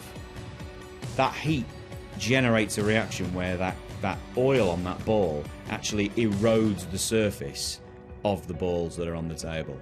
And when you get two balls that collide with two exposed areas, if you like, that's a kick. Shaun and Bob came to the conclusion that kicks could be reduced and possibly eliminated from the game by the application of a polish that's produced by the ball manufacturers. You apply it and then buff it off. And what it does is it restores the outer covering of the ball to how it was when it left the factory. Somebody backstage replenishing and covering and polishing the balls and making them new again, so that every however many frames, be it 5 or 6, or whenever you started to see a kick, you can change a new set of balls, a bit like they do in tennis. And back in 2014, Shaun called on the governing body, the WPBSA, to take action. Everybody goes, oh yeah, that makes sense, and nods along in agreement. We're just waiting for something just to be done about it at the moment, and it'll be nice as and when our information is taken on board and something gets done about it. Well, since then we've been doing quite a bit of testing behind the scenes. We've also been doing some sampling in events as well, which has caused a little bit of a stir at some point. But we'll continue to do that until we, of course, get things absolutely right. We felt that perhaps the surface of the ball was getting a little bit dry and losing its finish, and there's been all sorts of talk about that. About is it the heaters? And we did some testing actually out in Beijing in one of the practice rooms there, where we actually treated the balls with a finishing polish, which is the same as that which is they're treated with when they leave the factory. We've actually applied this finishing polish to the balls in an event, the European Tour in Lisbon.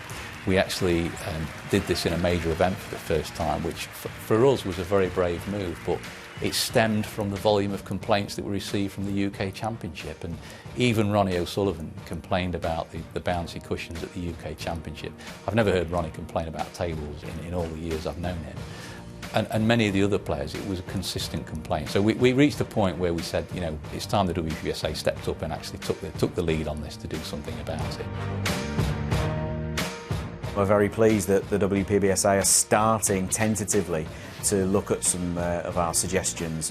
This ball cleaner that we trialled in Portugal was one of our suggestions. It's a little disappointing that after the positive start that we saw when it was used in Portugal, it wasn't used in the UK, it wasn't used in the Championship League last week, and it hasn't been used here. That's disappointing, but I'm sure WPBSA have their reasons.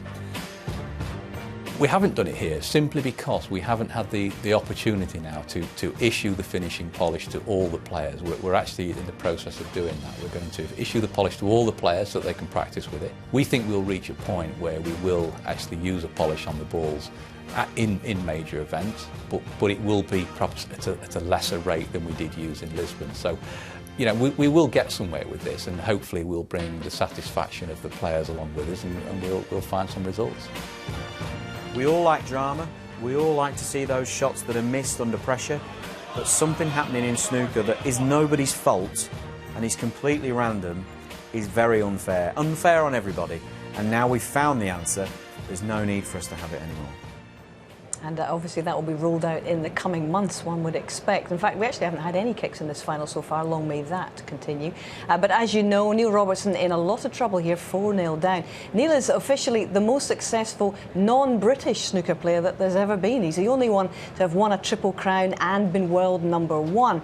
But as we say, he's in a lot of bother here. I read an excellent article this morning, actually, by snooker writer Hector Nuns, in which he wrote, Neil Robertson has the swagger of a winner, but off the table there is only humility. And I think that says an awful lot about the Australian's personality. In fact, you can judge for yourself in this interview that he did the other day with John. So Neil, what makes this Masters tournament such a special event for you? Well, I think, first of all, watching it as a kid, you're always watching all the very best players in the world play against each other.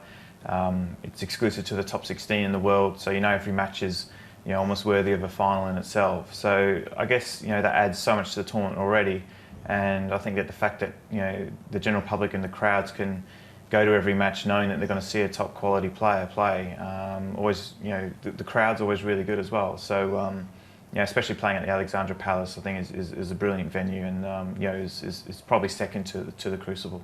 Now you've had really good success here. Obviously a winner in 2012, runner-up in 2013. What do you remember about those two finals? The first final, I was playing Shaun Murphy, and I'd come through a really tough part of the draw. I had Mark Allen, Mark Williams, I think was world #1 at the time. They played Judd Trump in the semis, and and then Shaun in the final. So it was a really tough path to the final. I played really well in the second session, I think, to go 9-3 up or something like that, and then. Shaun, as he always does, comes back at you really strong. He starts going for everything, and just everything hitting the back of the pocket. And he got it back to 9-6. And I just had to keep my cool though. I had to keep calm, wait for my chance, because I'd been frozen out for 3 frames. And he left me a long red off a safety shot, I think, and I knocked it in. I made 70 odd to win the frame in the match. And up until today, probably the best memories I've ever had after winning a tournament was having Alexander there with me when he came on. That was just absolutely incredible, and something that hopefully I can repeat this year. Well, what about the Selby final? What was that about? We went into the first session. I was probably concentrating a little bit too much on trying not to watch him play. I think I kind of just read into the belief that he can really put you off your game if you're sort of watching him play, because sometimes the frames can go really long. And so I was doing really silly things, like I was reading the towel, the letters on the towel. I did what Ronnie Sullivan did a few years ago in the UK, where Ronnie was counting the number of indentations on a spoon.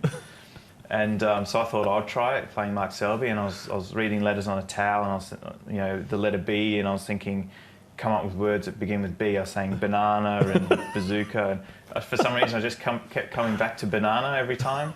And so when my shot, when Mark would play a safety shot or his visit would finish, I'd come to the table not really kind of switched on. Yeah. And it was just, I don't know why I did it. It was just a tactic to just try something different, to try and stay focused on my game. So I played really well, played really attacking fluent snooker to get to the final. I thought I had a bit of an advantage going into the second session, with the momentum, but he maintained his sort of solid performance. He didn't give me anything.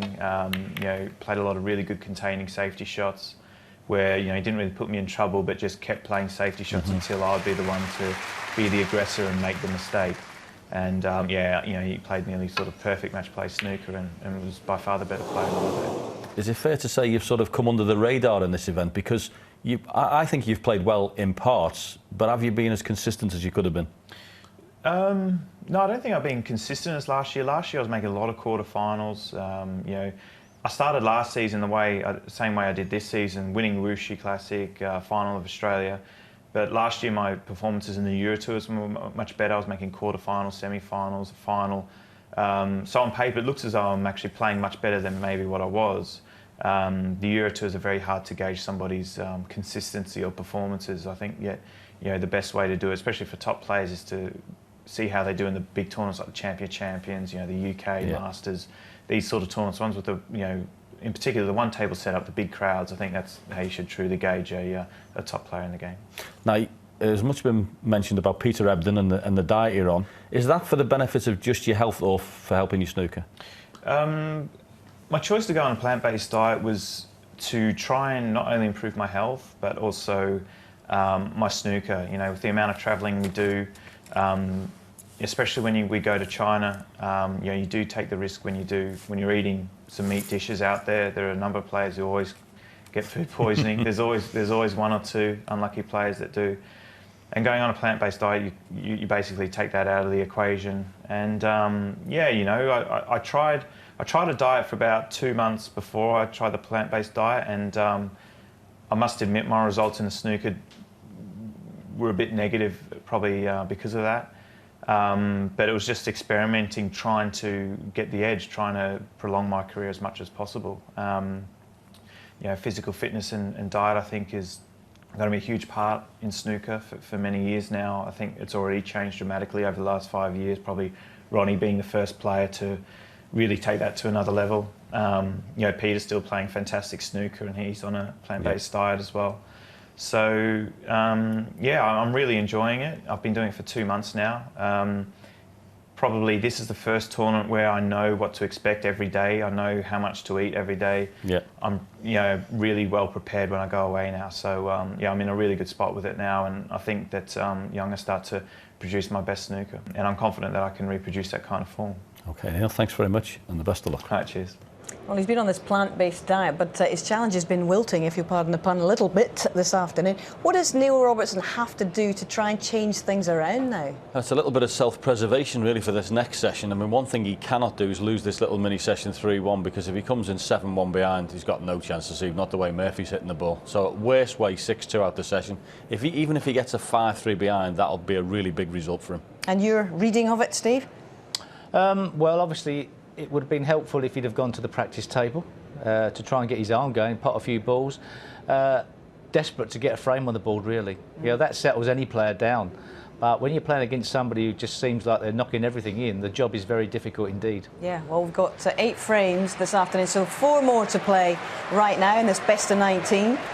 Remember, they're playing for a top prize of £200,000. Dennis and Ken are having their half-time oranges, so now it's the turn of Stephen Hendry and John Virgil in the box. Gentlemen, good afternoon. What have you made of this so far? Shaun Murphy to break. Well, good afternoon, Hazel. And, well, to me, it's just business as usual here for Shaun Murphy. In his last 2 matches, he's played absolutely flawless. Although, as I say that, that's a dreadful break-off shot. But Shaun Murphy is really looking confident, Stephen, when he comes to the table. He's got a purpose, but he won't be pleased with this one. Oh, that's one thing that Neil would have been looking for in this 5th frame, an easy chance to get to the table. I don't think Neil has any problems in the self-belief department, but when you're 4-0 down in the final, it really tests it.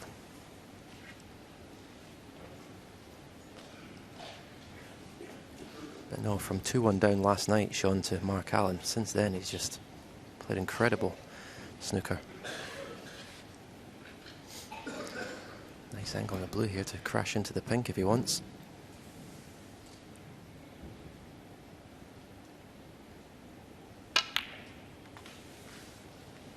Well, chose to err on the side of caution. I think if he was 4-0 up, he would have played it. 6. Yes, as they say, circumstances alter cases. Just wants to get his hand on the table and start potting a few balls.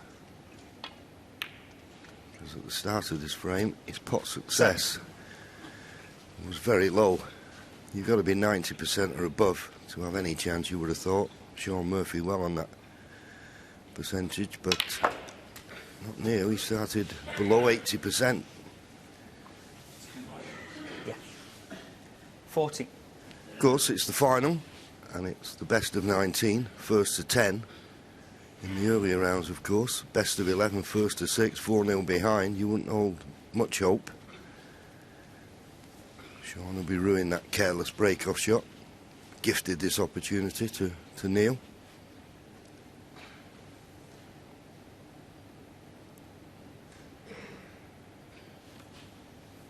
Just a bit of movement in the audience, just caught his the corner of his eye. But as we could see as he was playing this red, there is another red available into this corner. That's what you've got to do. If something puts you 50. off, get back up. But he could have been better on this black. Just the wrong side of straight. And trying to force it in. Neil Robertson, 50. Yeah, just they didn't seem to take his normal number of waggles with the cue there. Just played that a bit quickly. It shows a little bit of lack of composure. Obviously 4-0 down. It's not easy to be as comfortable as you'd like. Yeah, straight away, Shaun bringing everything into play. Going back to what the boys were saying in the studio, I think it's imperative for this match for Neil to win this session at least 3-1. These 4 frames.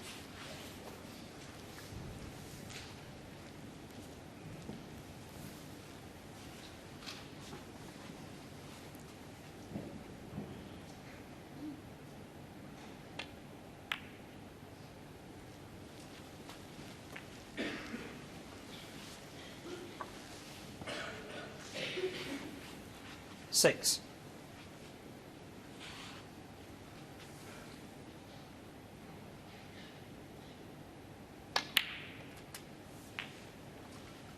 Seven. Obviously the black pot passes the pink to the middle pocket. Quite clearly. And now with the black on its spot, available into both corners. What we've seen so far. 40. Frame winning opportunity.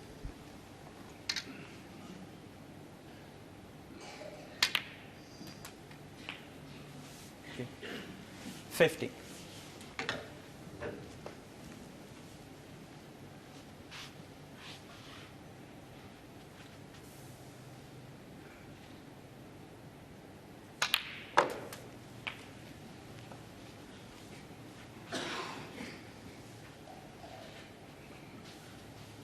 $22. Just a little under hit. Now you see the highest breaks. Neil Robertson's highest break only 30. That's not like him.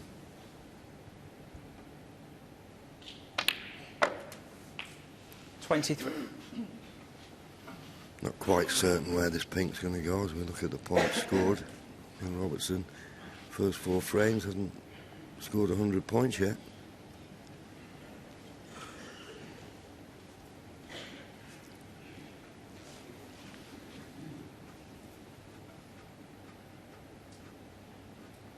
Well, the fact he's given this a little bit of thought tells me that he's not absolutely perfect on this pink, so he's got a little bit to do with the cue ball. Maybe going around the back of the black. Give me a second, Shaun, please. Referee just asking for a second to get this pink as close to its spot as it can go. In a direct line with the middle of the top cushion. And as close to that red as it can go without touching, so it needs to move it a fraction further forward. He's just about on this red, Shaun, to the left middle. Thank you. 29. And a full enough pot that he can roll it through and leave himself nicely on the blue. Oh, well. There you go. Shaun Murphy, 29. Didn't see that coming. Did not see that coming at all. We do say sometimes that the interval can just affect a player slightly. I fancied him missing that before the interval.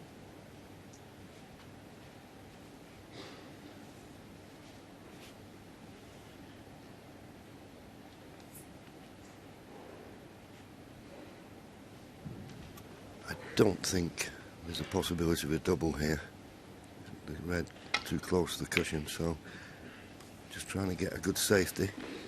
Found the middle of the port cushion, but not tight, and a possibility of a pot here for Shaun, and I think he'll take it on.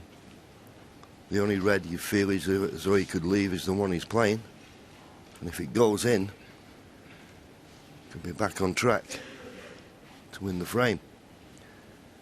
Got the nice angle just to drop it in and bounce off the top cushion.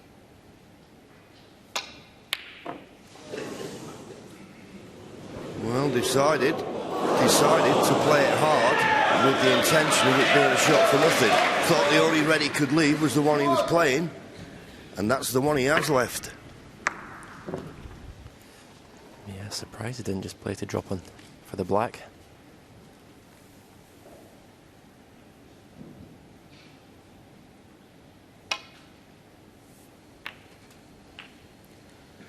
One.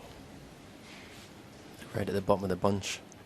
We'll pot to the left corner, so if he gets just a little bit low in that red, he'll be able to follow through and disturb the bunch. So doesn't want to finish high. Yeah. Yes, you want it to be higher than that. I mean, on many occasions, Stephen, you've had a lead like this. Did it affect you?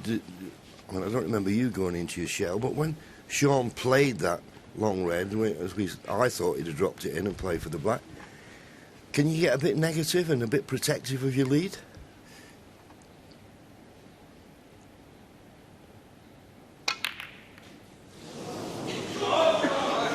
Well, it's not cost him. Yeah, I think sometimes you can look, we've got 4 more frames to go. You're thinking, just let's get another frame, then you're guaranteed to have a lead going into the night session, but that's not the way to think. Shaun needs to be thinking, win this session 3-1. And play his natural game, which is to attack and be aggressive. 1.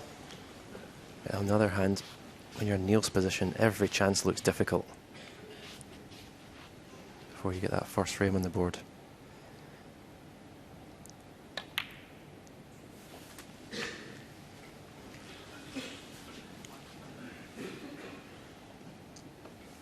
Eight. Little shake of the head. Maybe he wasn't happy with the contact, but he had plenty of margin for error there. Could have hit that cue ball and gone up the table another foot. A little bit of a heavy sound to it. Still got the red to the middle, but if he was straight on it, it wouldn't be a problem. So he may have to go up for a baulk colour here.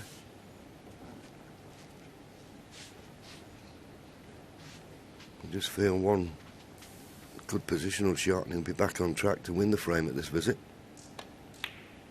Well, would you believe it? Another red to that pocket missed.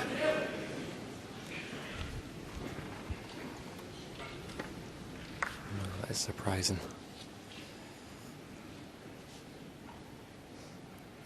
Yeah, I think until you get that 5th frame, so you've got a lead, it's always in the back of your mind, what if I come out at this 4-4 from playing so well?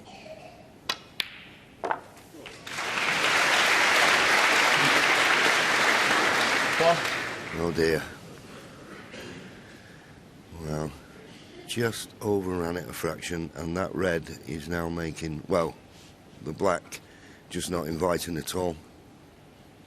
You couldn't do much with that. The black's a very difficult pot. Striking down on it. Good pot on the red, but just lost the cue ball. The black, surely, much too risky.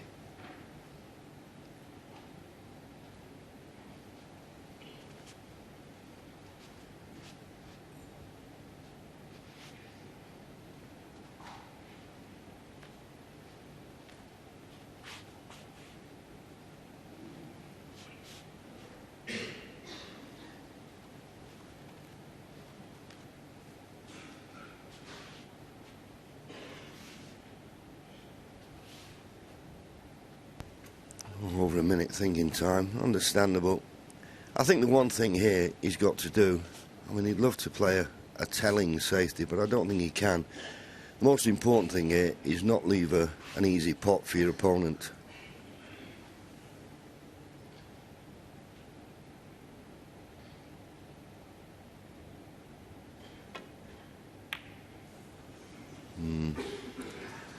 Neil Robertson. Well, he couldn't do much else. It's not unlucky, because, you know, he had a lot of margin of error when he potted the red. Just let the cue ball run loose. As I say, all he could do was just not leave an easy pot on for his opponent, and I think he's done that.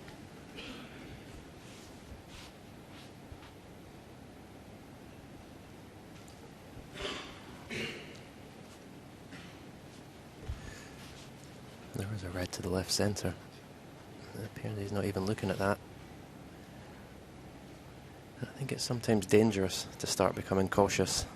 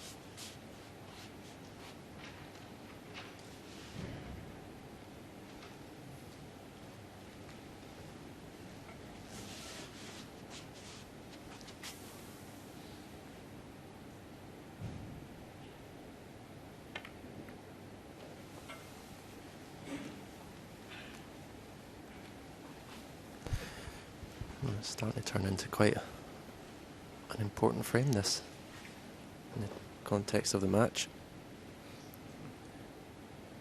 Shaun's missed a couple of easy pots.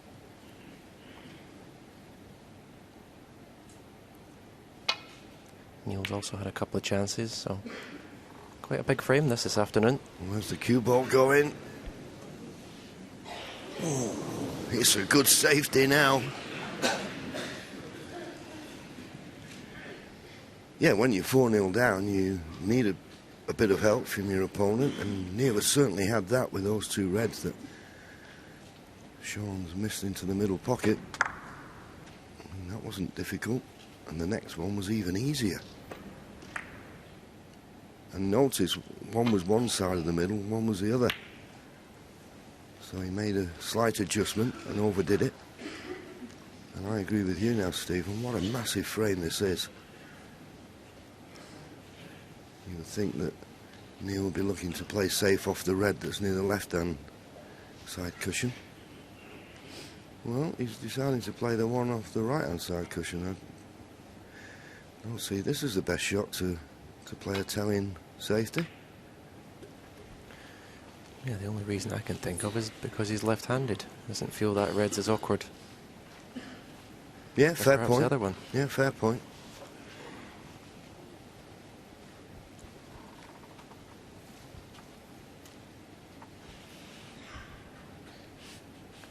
Looking at this red to the left corner, stun off the side cushion for the black. Again, it's only red he can leave.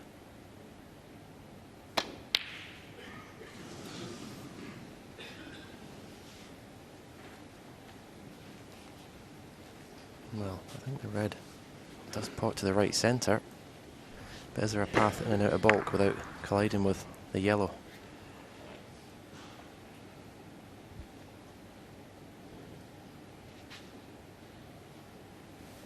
Yeah, I think he can just about avoid the yellow. And of course, if he plays it with pace, he can come back to this top cushion and have position on the black. Or he could play it a bit more positive, because I think that red by the green is not available.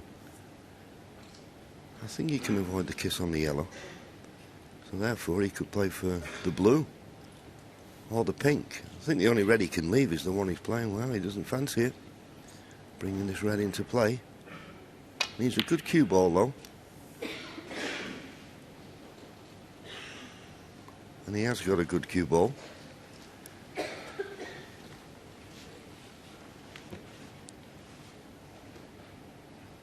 There still may be a possible attempt to the red that Neil turned down. If Shaun felt he could play the pot and avoid the in-off into the far left corner, it'd be worth having a go at.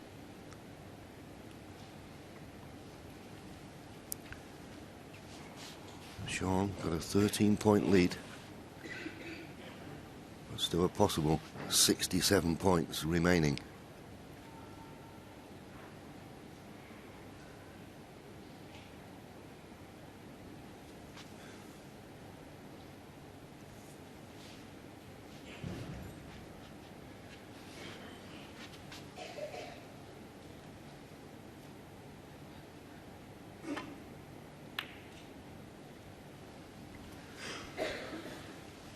Purposely was leaving the cue ball in the jaws of the pocket, so it looked safe enough.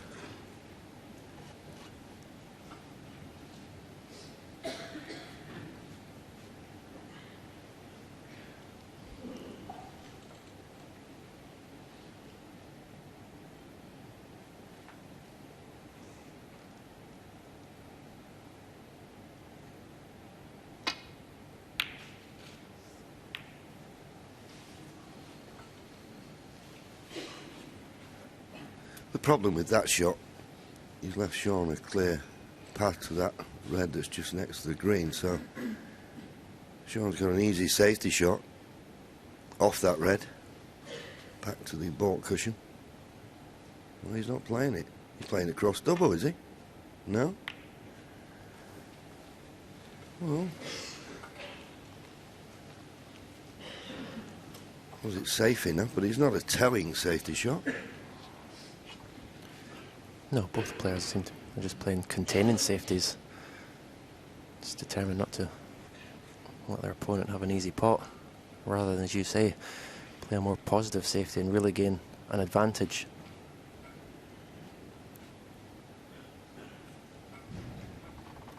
Yeah, I can understand that from Neil Robertson's point of view, being 4-0 behind, but you think Shaun would be a little bit more attacking in his safety thoughts.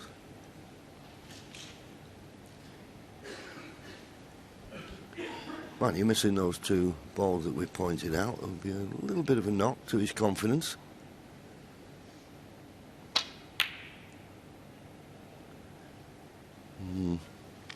Could be in trouble here, Neil. It could be snookered behind the pink on all reds. That wasn't the best shot to play. He's only got to just nudge this red past the pink. Delicate. But you think he's certain to get the snooker.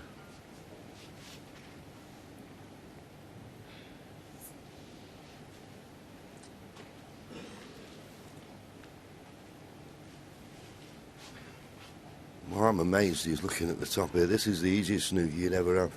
Unless he just doesn't fancy playing the delicate shot, but surely you've got to play, just roll it and play the snooker behind the pink. I think because the red's touching the pink, he's scared that if he catches it slightly thick, he'll stick the red on. I think if they weren't touching, it would be straightforward. But the shot's definitely on, I think. Well, the thing is, it's a shot. If you get it, it could win you the frame. Got to play it.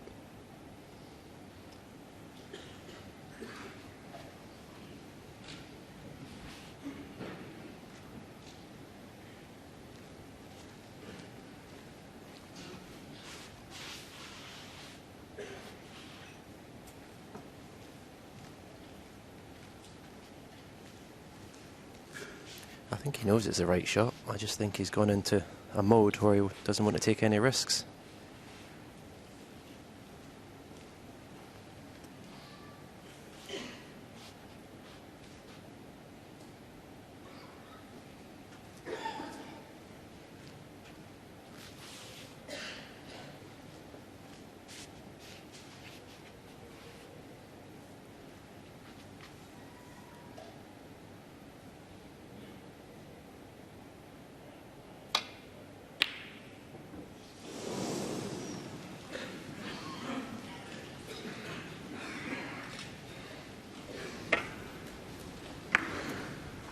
Sort of half-hearted attempt to the pot, and he's lucky that he's not left anything that easy.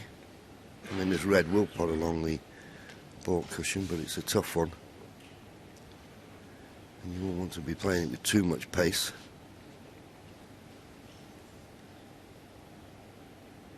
At a slight angle, as we can see, but he didn't play the pot.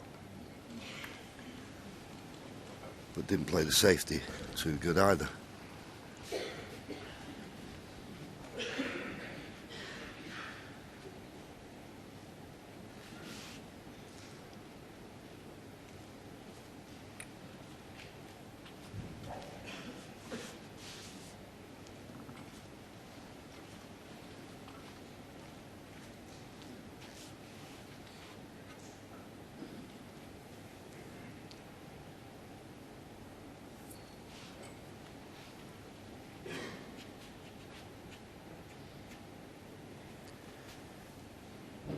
Is he playing this red to the right centre as a kind of shot to nothing? It's been a while since the last pot, John. Yeah, but as we say, both players at the moment playing containing set. This is a very big frame, particularly for Neil Robertson, and just hitting the 13-minute mark since the last ball was potted. That shot that Shaun Murphy had a chance of before, just nudging the red past the pink, that's not an option now for Neil. But he'll be playing safe off the red and bringing the cue ball back to the top cushion. Why, where's the red going? Oh, that's a bonus.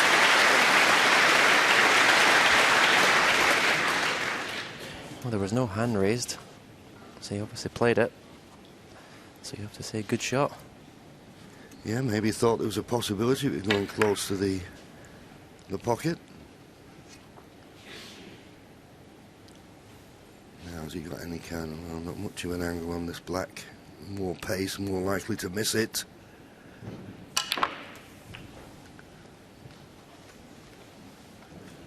Well, he did well to get that high up the table, but he's not done anything good. 8.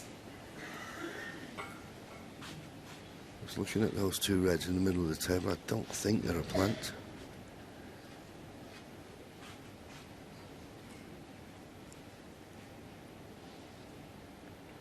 Maybe a gap between the red and the brown for the red nearest the baulk cushion to be possible.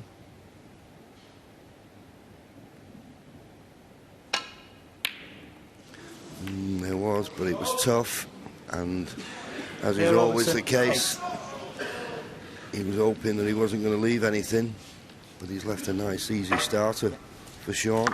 That was a tough pot, but that's all he had to go at.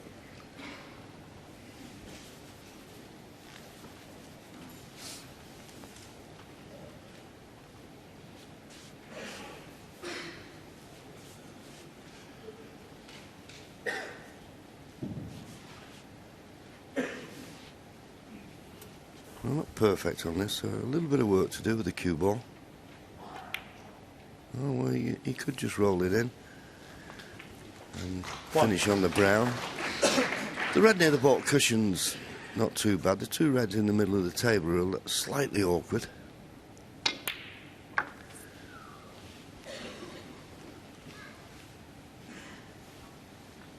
£10 points the lead. 5. You'll need these three remaining reds to clinch the frame at this visit.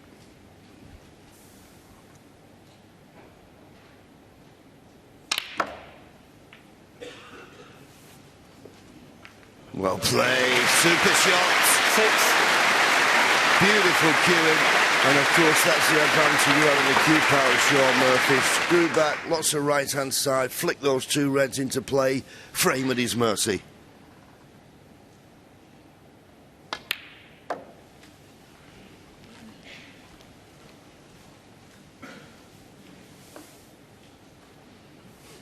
Nine.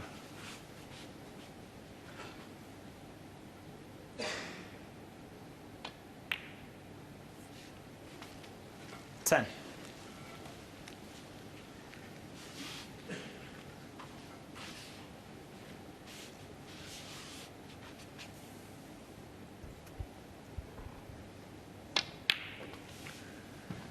21 points the lead now. If he potted red and pink, he'd go 16. 28 points in front with 27 remaining. And that's what he's decided to 17. do. So this, to get to the snooker's required stage. Well played. Just an excellent shot off the third last red, it really was. 23. Shaun achieved this, what would have been his first mini goal of this afternoon session, is to get a 25. lead going into tonight. So he's guaranteed that now.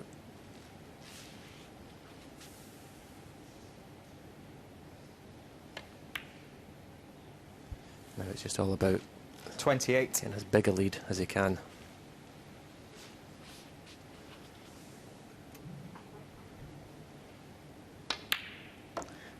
And just a little wobble from Shaun in this frame, but Neil unable to take advantage of it. 37.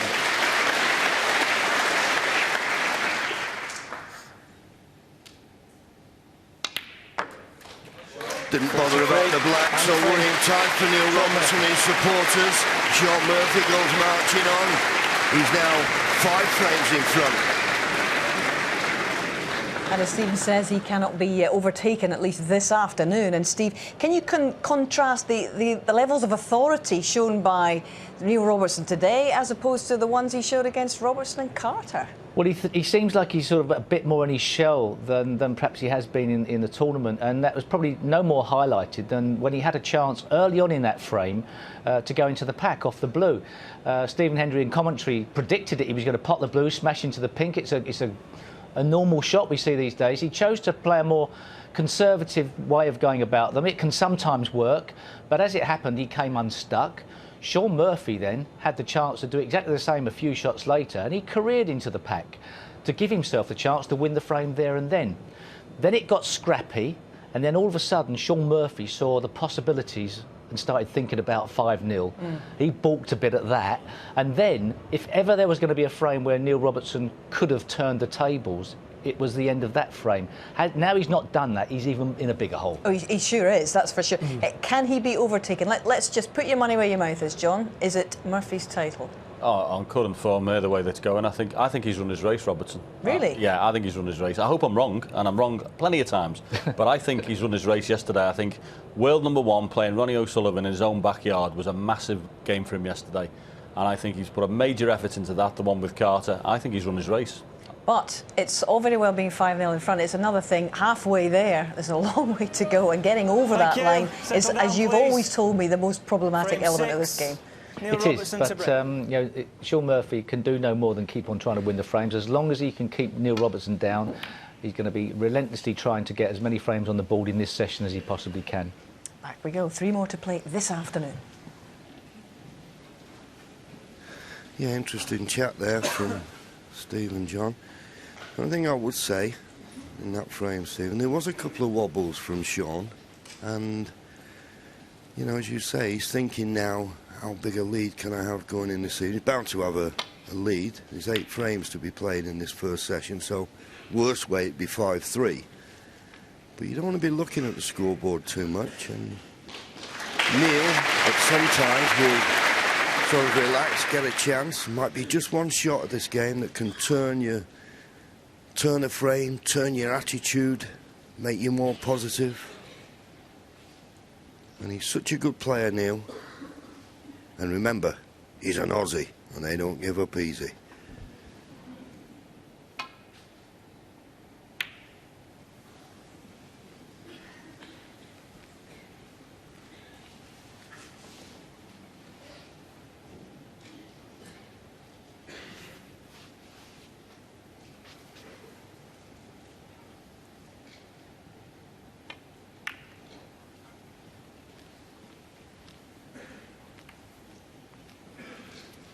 Poor safety from Shaun.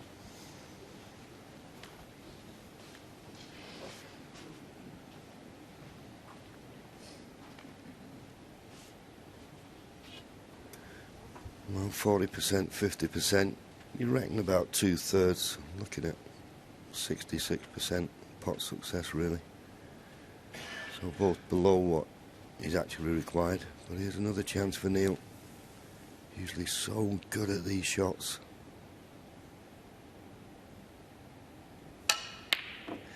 But once again, didn't fully commit. And when you're trying to screw back, airing on the side of safety, that makes that pot that much more difficult. You see the extra little bit of effort you've got to put into the cue as you strike it. Whereas, if you're feeling comfortable, you know, you just stroke them in. And he normally does that. So he's suffering at the moment. Got to hang on in there, though.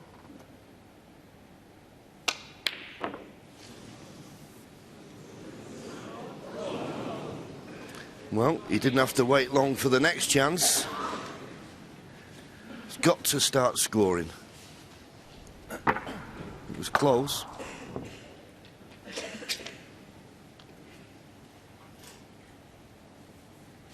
Needs a sizable break now, there's Neil Robertson, to make Shaun Murphy start thinking.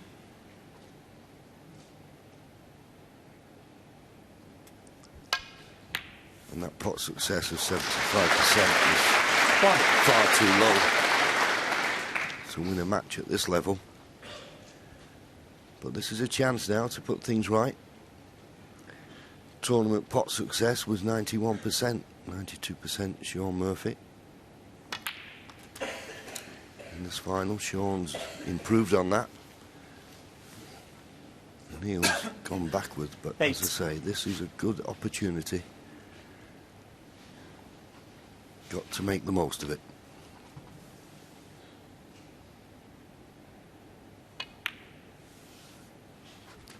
Nine.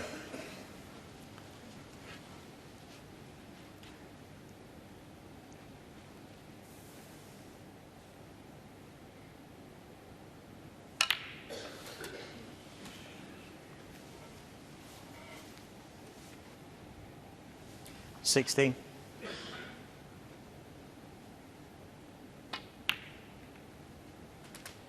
$17. No, I think it has to go into the bunch here. There's possibly a red at the bottom of the bunch, goes to the right corner, but when you've got that loose one out there, definitely has to go into them here. Well, surprised at that. 24. I hope for Neil's sake he gets a good angle again. 25. Well, because he finished low already, he was able to split them, so he's in good position here now.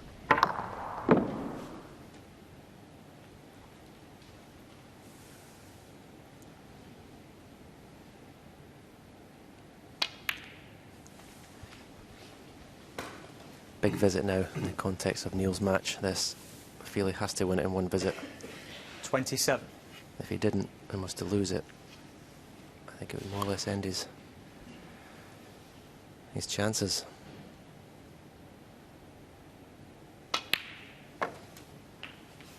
$28.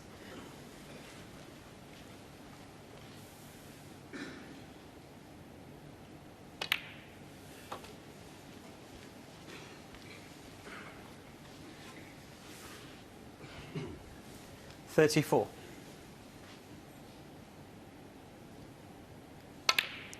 Amazing stat there. 35. Final. Robertson's highest break of the match so far in the 6th frame, 35.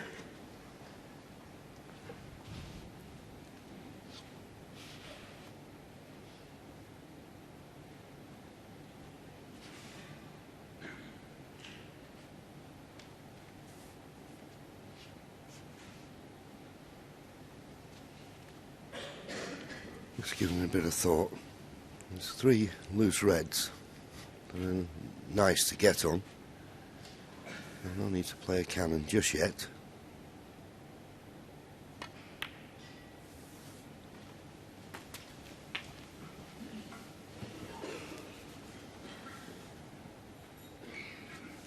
$42.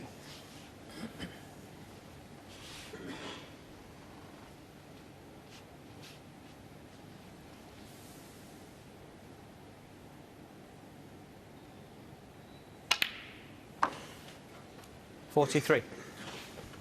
He struck that well.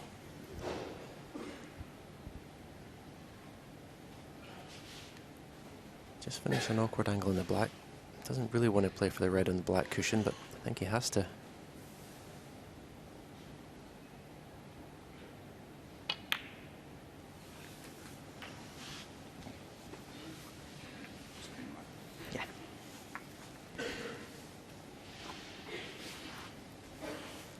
Just got to give these your full attention. You obviously expect to pot it every time, but if you don't concentrate, sometimes they can catch you out.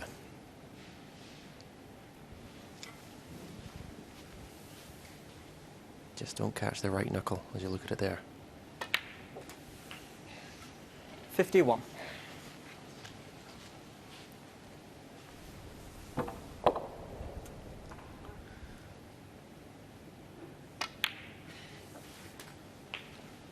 Obviously there's a red that's available into the right corner, so he doesn't have to play any cannons here. There's enough reds in the open to clinch the frame at this visit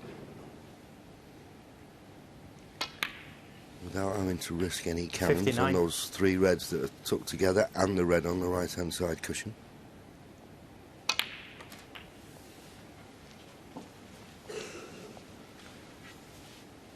So red in a colour. 66. We'll see his first frame on the scoreboard, and what a relief that will be. 67.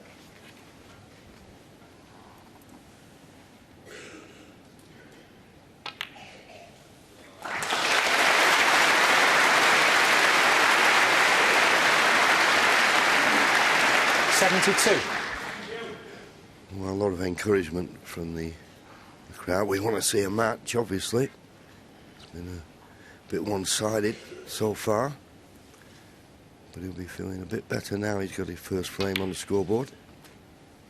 73. And this black will put him 80 points in front with just 59 remaining. So no return to the table for Shaun Murphy.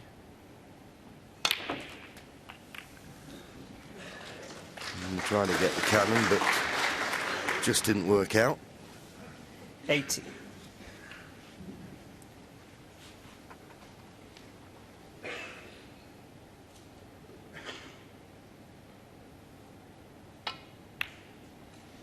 No, just overcut it. Neil Robertson, Shaun 80. Murphy won't And bother coming back to the table. He nods the concession, so it'll be a relief. Neil Robertson gets his first frame on the scoreboard. And Shaun Murphy, well, maybe think he was a bit unlucky there to leave the red, but Neil did the business for the first time in the match, but he still trails by 4. Oh, John, Steve, sum up the relief that you must be feeling now. Yeah, I said before that I think his race might be run. Well, the stalls have just opened because he's come out of them. Brilliant break of 80. We can all play when the sun's shining, but when there's a black cloud hanging around you, it's very difficult, and he's dragged that up from somewhere there, an 80 break, and that was what he's been playing like in the last couple of matches. I, like everybody else, want to see a match. We all expected to see one today, so that's the start of it there. Yeah, and it's, as Stephen Hendry pointed out, his highest break before that in the 30s, before that, in the previous 5 frames. It's been all one-way traffic until now. Yeah, I mean, I think Shaun would be happy now with sharing the next 2 frames, just to sort of keep the momentum going. But the problems for Neil Robertson are to get round and turn around, you know, to dominate things. And at the moment, amongst the balls, Shaun looks pretty assured. So given equal opportunities, it's going to be tough for him to get back. It would need Shaun to completely collapse. You know, he arguably showed signs that he faltered to miss a couple of blues in the middle pocket, but I don't see him completely collapsing today. But you know, obviously stranger things have happened.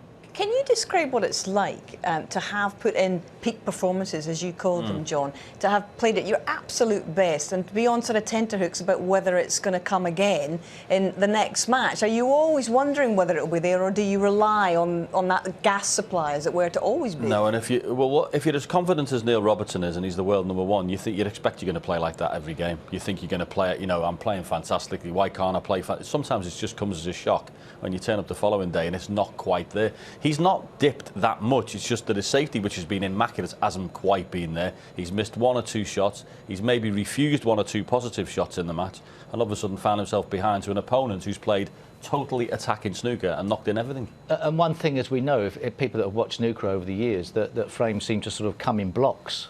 And 1 minute player will reel off a number, and then the other guy will get back into it for a while.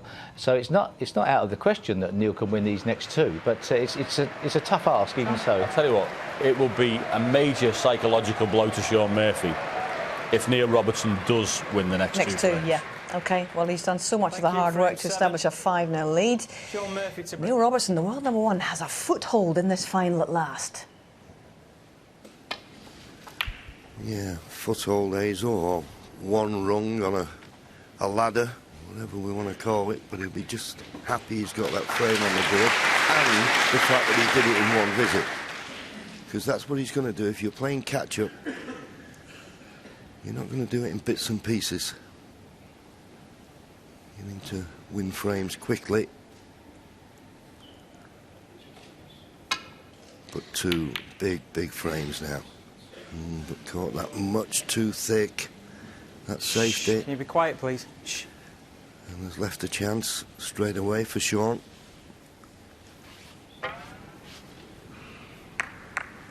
Caught it half ball, needs to catch it quarter ball.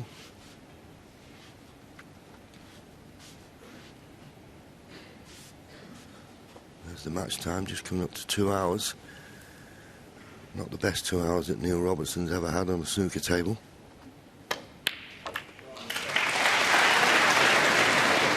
He was hoping to get the cannon and stay on the black, but he's not on the black. In fact, he's on absolutely nothing. Name your colour.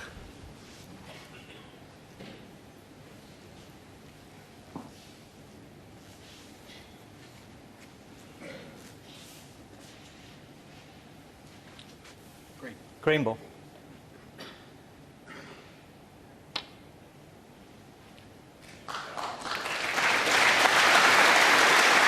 Shaun Murphy 1.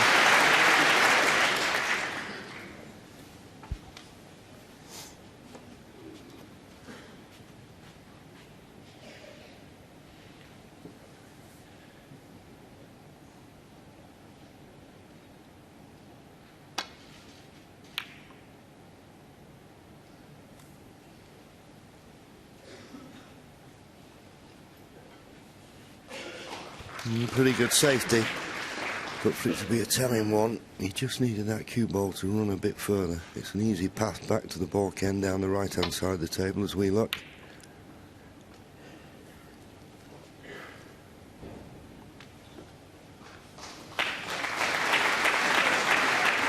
Not bad, but just a little bit short of pace.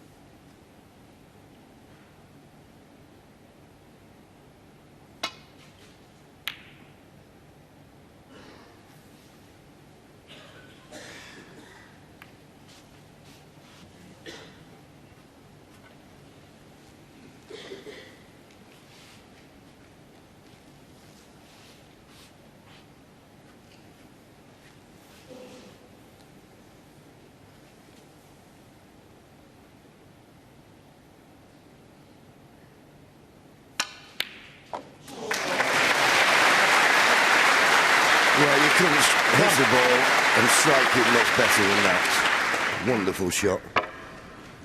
And the side he had on the cue ball to take him up for the brown. Wonderful cueing.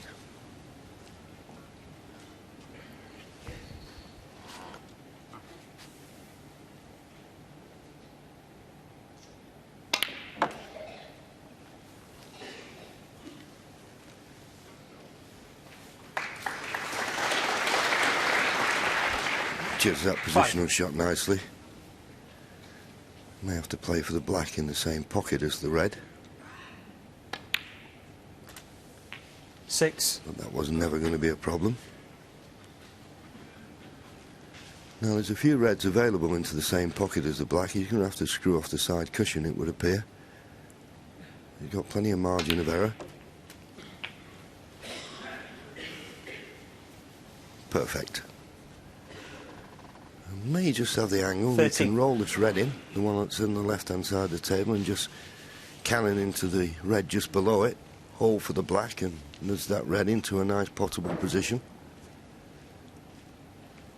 That's the advantage of playing inch-perfect positional play.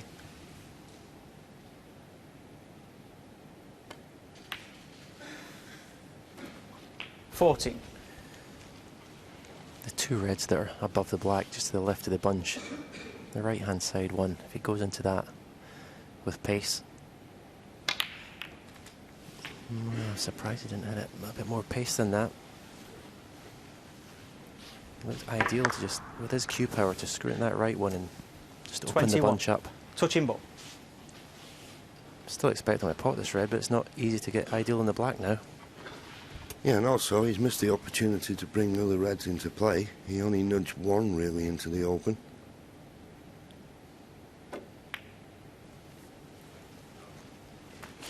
$22. Got to cue this black well. He's not absolutely inch perfect.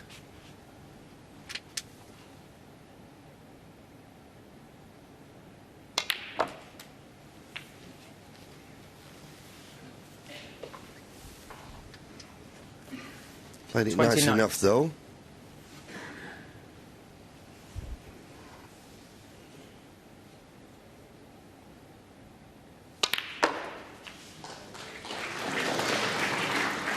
31.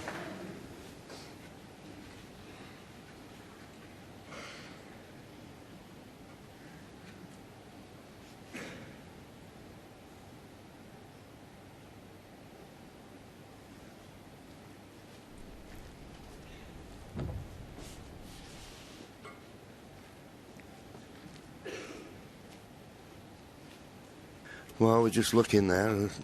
Yellow ball. A few people thought that maybe Shaun just touched the red, but he didn't.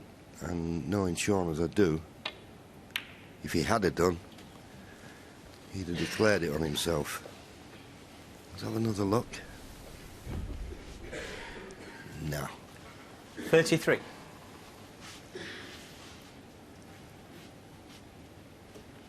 No, nowhere near the red.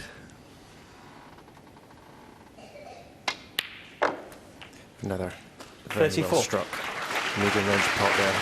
But no, there isn't one player that wouldn't admit to that, John. No, I mean, sometimes if you catch a red with your sleeve, you might not feel it, but you certainly hear the cue tapping the red, or feel it.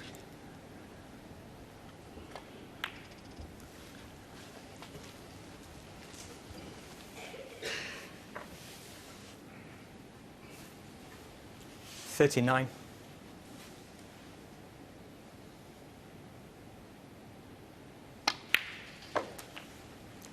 $40. Well, that's worked out absolutely inch perfect. Looks like another frame to Shaun Murphy here.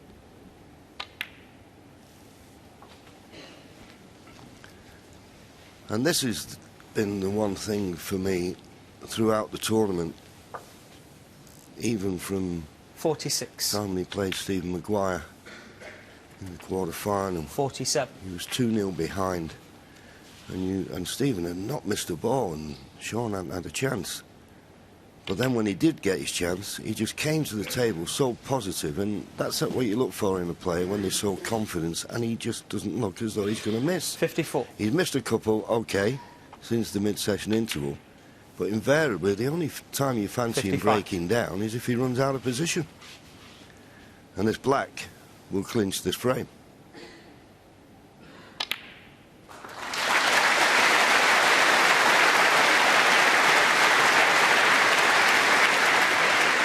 $62. Body blow for Neil Robertson when he left the arena after winning the last frame. He would have been looking to try and win these last two frames. He's now going to be at best 6-2 behind.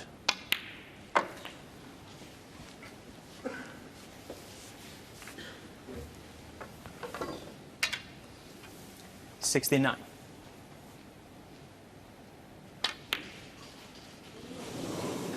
Well, he's missed the red. It's unlike Shaun to And miss the one with the rest, but that was enough there. You see the nod of concession from Neil Robertson, so Shaun Murphy got the opportunity once again.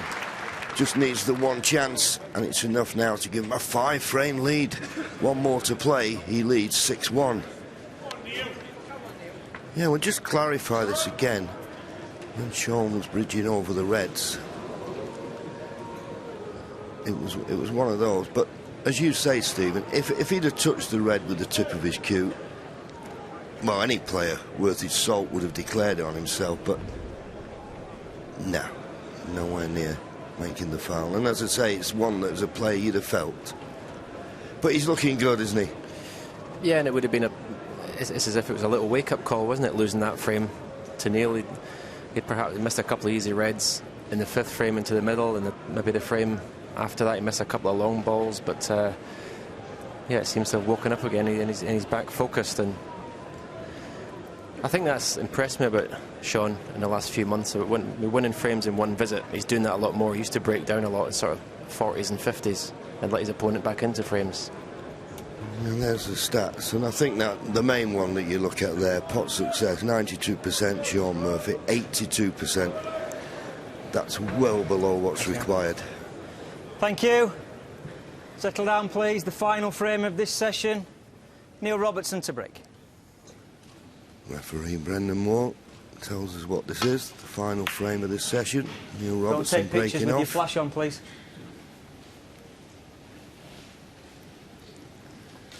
to just give him, you feel, any hope going into this evening. He needs this frame.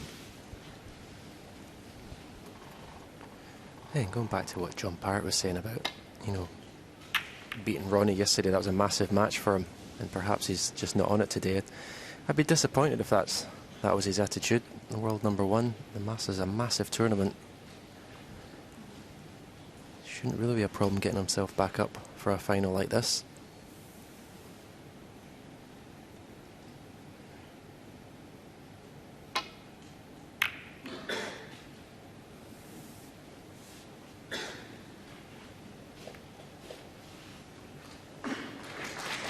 Well, I think when it comes down to it, he's just been outplayed. Yeah, and Shaun Murphy's done that to most of his opponents this week. Back to the UK. I mean, Shaun Murphy played absolutely superb. How he lost his match against Marco Fu, I'll never know. But this week, he's getting the rewards for his excellent play.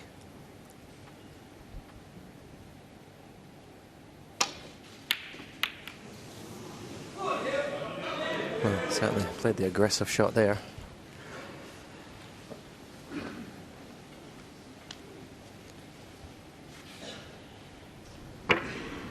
Yes, didn't see the safety, but there was no way that he was going to avoid a kiss on the second red, and having missed the pot, chance for Neil.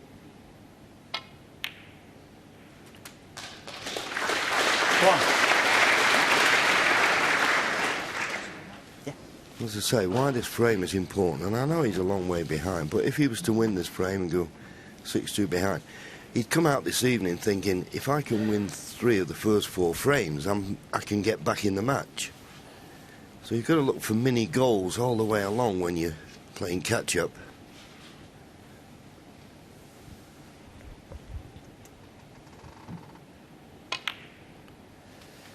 Yeah, 6-2 behind basically means at worst they can win 8-3 tonight. Which is a tall order against someone playing as well as Shaun, but as you know, snooker, if you're at the table, your opponent's not. Doesn't matter how well he's playing. 7. You can see this is a must-win frame for Neil this match.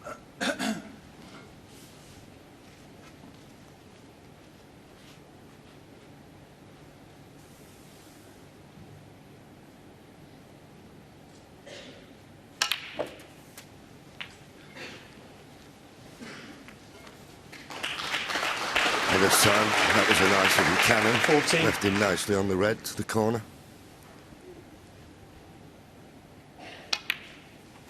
15.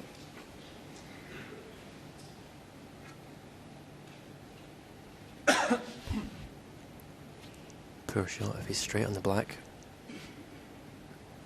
Shouldn't be a problem.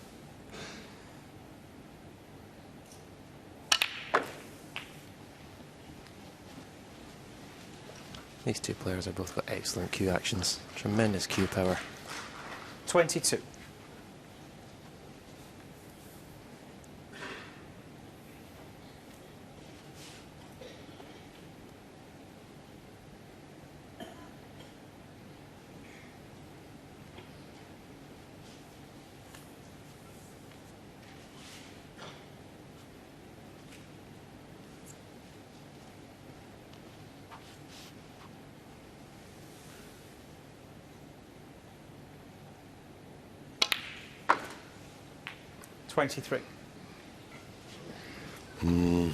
That's careless. Okay, he might be able to pot the blue comfortably, but he played for the pink and he overscrewed it. But I think he can just about get to the middle of the cue ball in potting the blue.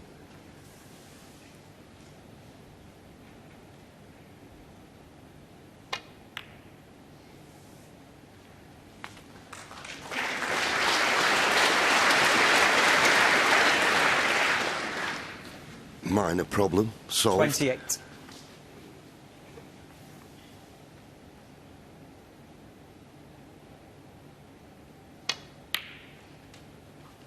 $29.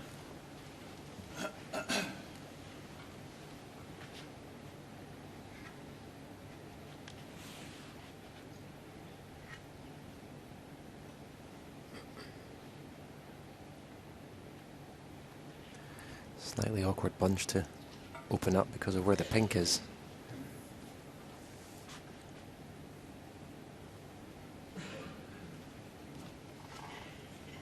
Yeah, I think if it wasn't so easy to play on that red in the baulk end, he may consider playing the yellow and coming off the side cushion and going into the cluster, but he knows it's just a simple positional shot to play for that red in the baulk end. But now it's imperative, because as Stephen mentioned, you just can't play on the blue. The pink's the blocker to the reds. 32. You feel if he's going to go into the red, which you think he'd be looking to do sooner rather than later, he's going to have to do it off a baulk colour. Yeah, I think green is best. That's where he's looking to get on. 33. He can do it with the brown as well, off the side cushion. You'd always think he'd perhaps have the red to the right centre if he didn't get on one from the bunch, as it were.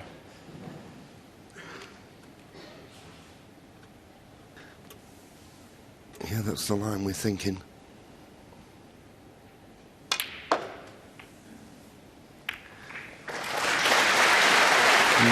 Just didn't catch the heart of them, and I asked the question, what is he on? 37.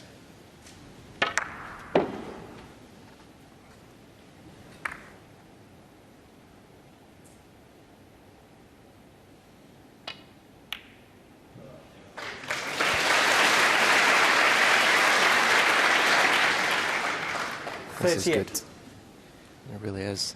6-1 down. Showing great bottle and belief here in this break. Still looks very focused around the table, very composed.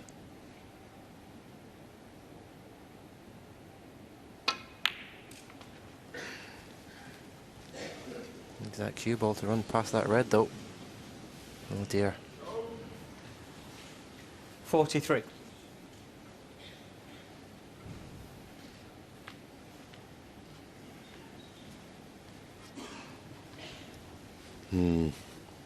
Well, we say this game's all about fraction. If that cue ball would have run just a fraction more, it'd been nicely on a choice of reds and with a frame at his mercy. In the end, he had to bite the bullet and play safe, and in all honesty, he could have played a better safety shot than that.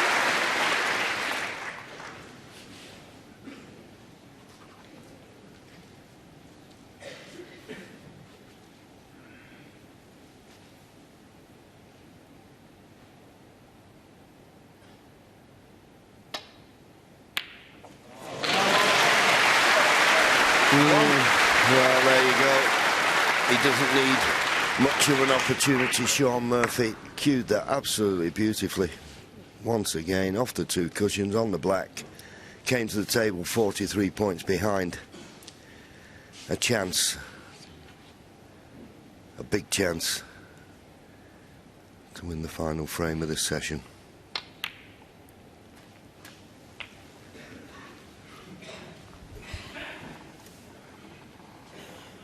Yeah, although he's 43-8 behind, he's pretty close to being favourite 9 for this frame now, the way he's been playing.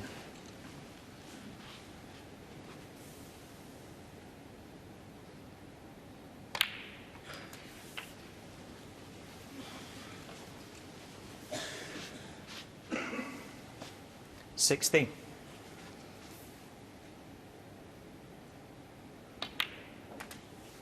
17. A little bit low on that black for comfort.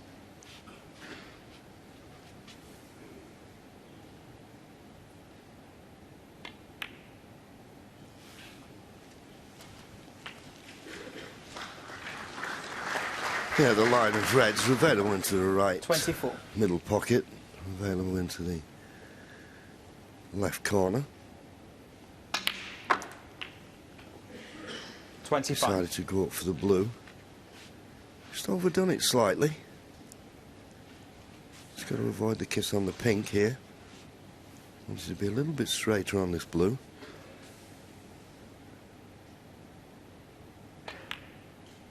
Well, he's decided to play for one of them into the right middle. 13 points behind. 30. It's amazing though. This is all caused by just coming an inch short in the black 2 shots ago. Neil can only hope.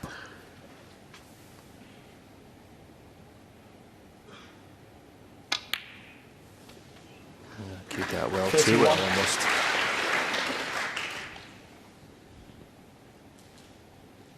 So perhaps maybe showing a little bit of tension here. This is a big visit at the table for Shaun Murphy. He'd love to have a 7-1 lead going into tonight.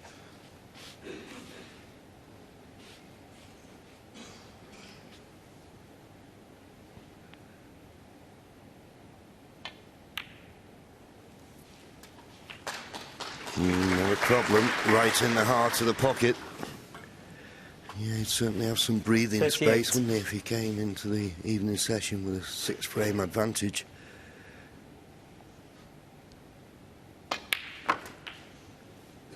And it goes, thought about 39. trying to disturb that red. Away from the side cushion, being right-handed, I'm not certain why.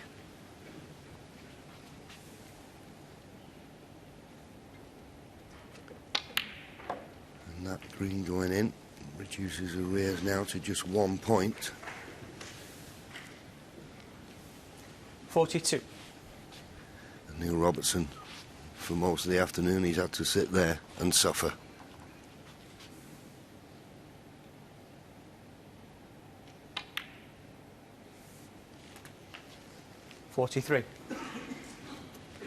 Straighter on this blue, but he may have just landed where he could roll the pink in and cannon this red.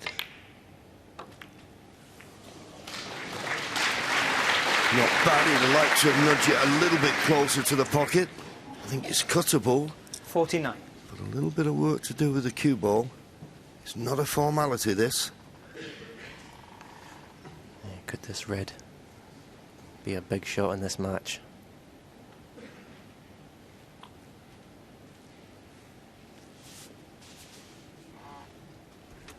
There's Shaun's mother Jean, first time she's come and watched him play since he played in his teens, so I don't know how she's handling the pressure.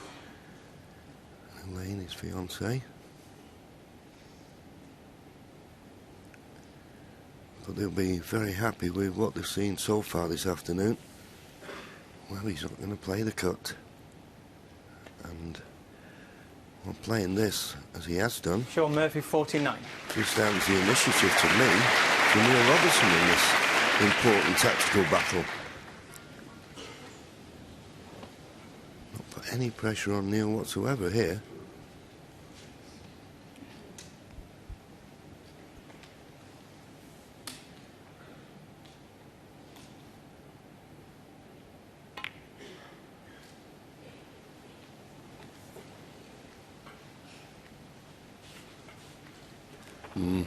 Really just missed a trick there. You can get a snooker at this stage of a frame, it's always a big advantage. And it looks like Shaun Murphy's got that advantage. Excellent shot. Neil Robertson now in big, big trouble. Because as we always say, it's not hitting the red. Can you get it safe? And with the colours on the spots, if he leaves the red, surely he loses the frame.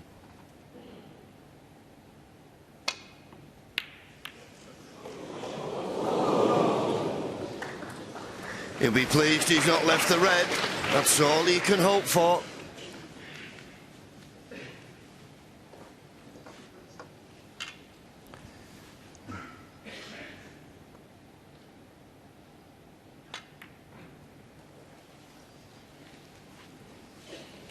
Yeah, good shot.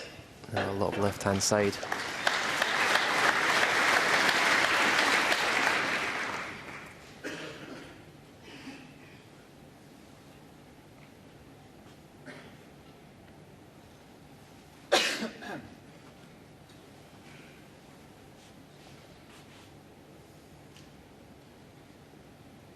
Well, there's not a lot of the red sticking out, but the way you'd play this, you'd play with a trace of left-hand side, and if you miss the red on the way up, you'd catch it on the way back, coming off the baulk cushion. The only problem is, catching the red thin, you could knock it towards the left corner pocket. So he, oh well, he couldn't have played it better. Eyes like a hawk.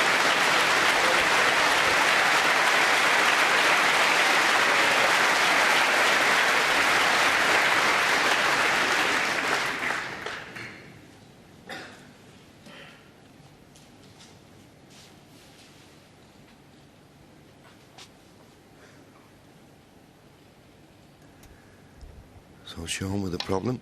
Well, he's playing it with pace. He's played it with pace. Where's the red going? Chance for Neil Robertson. Okay, nothing's that easy for him at the moment, but this is a big, big shot coming up now.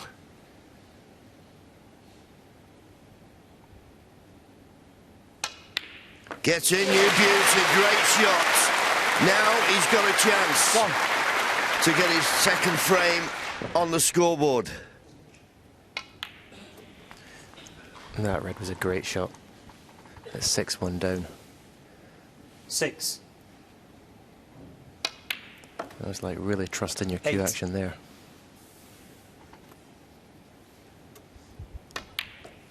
Brown and blue. 11. Quiet down, please. That's what's needed.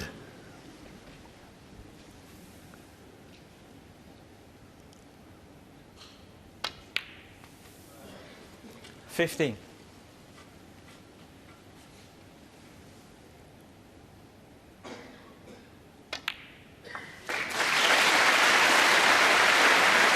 Well, Shaun Murphy looked as though he might be taking a 6-frame advantage into this evening's session. But as that pink rolls towards the pocket and drops, it only be 4 frames. And that's, I suppose, the best that Neil Robertson could expect to get out of it. Losing the first 5 frames. Shaun Murphy won't be disappointed, but Neil Robertson, you feel, has just held on there, and we still may have a match on this evening. But Shaun Murphy leads 6-2 after the first session. Yeah, it's an emphatic scoreline so far in favour of the magician Shaun Murphy, but what a lifeline you feel from Neil Robertson in that final frame. All credit to him. I mean, I know he's the world #1 and the rest of it, but to win 2 frames out the last 3 there, one with an 80 break, and then to win that last one.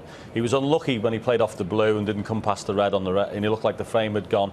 But honestly, to win 2 out the last 3 frames, commendable effort. And that thin snick on the red to hide it and put Shaun Murphy in trouble there. Yeah, he was teetering on the edge because he had to get out of a snooker and hope it went safe himself. But Shaun failed to get the snooker perfectly. But that thin edge, as you say, and a brilliant shot he played.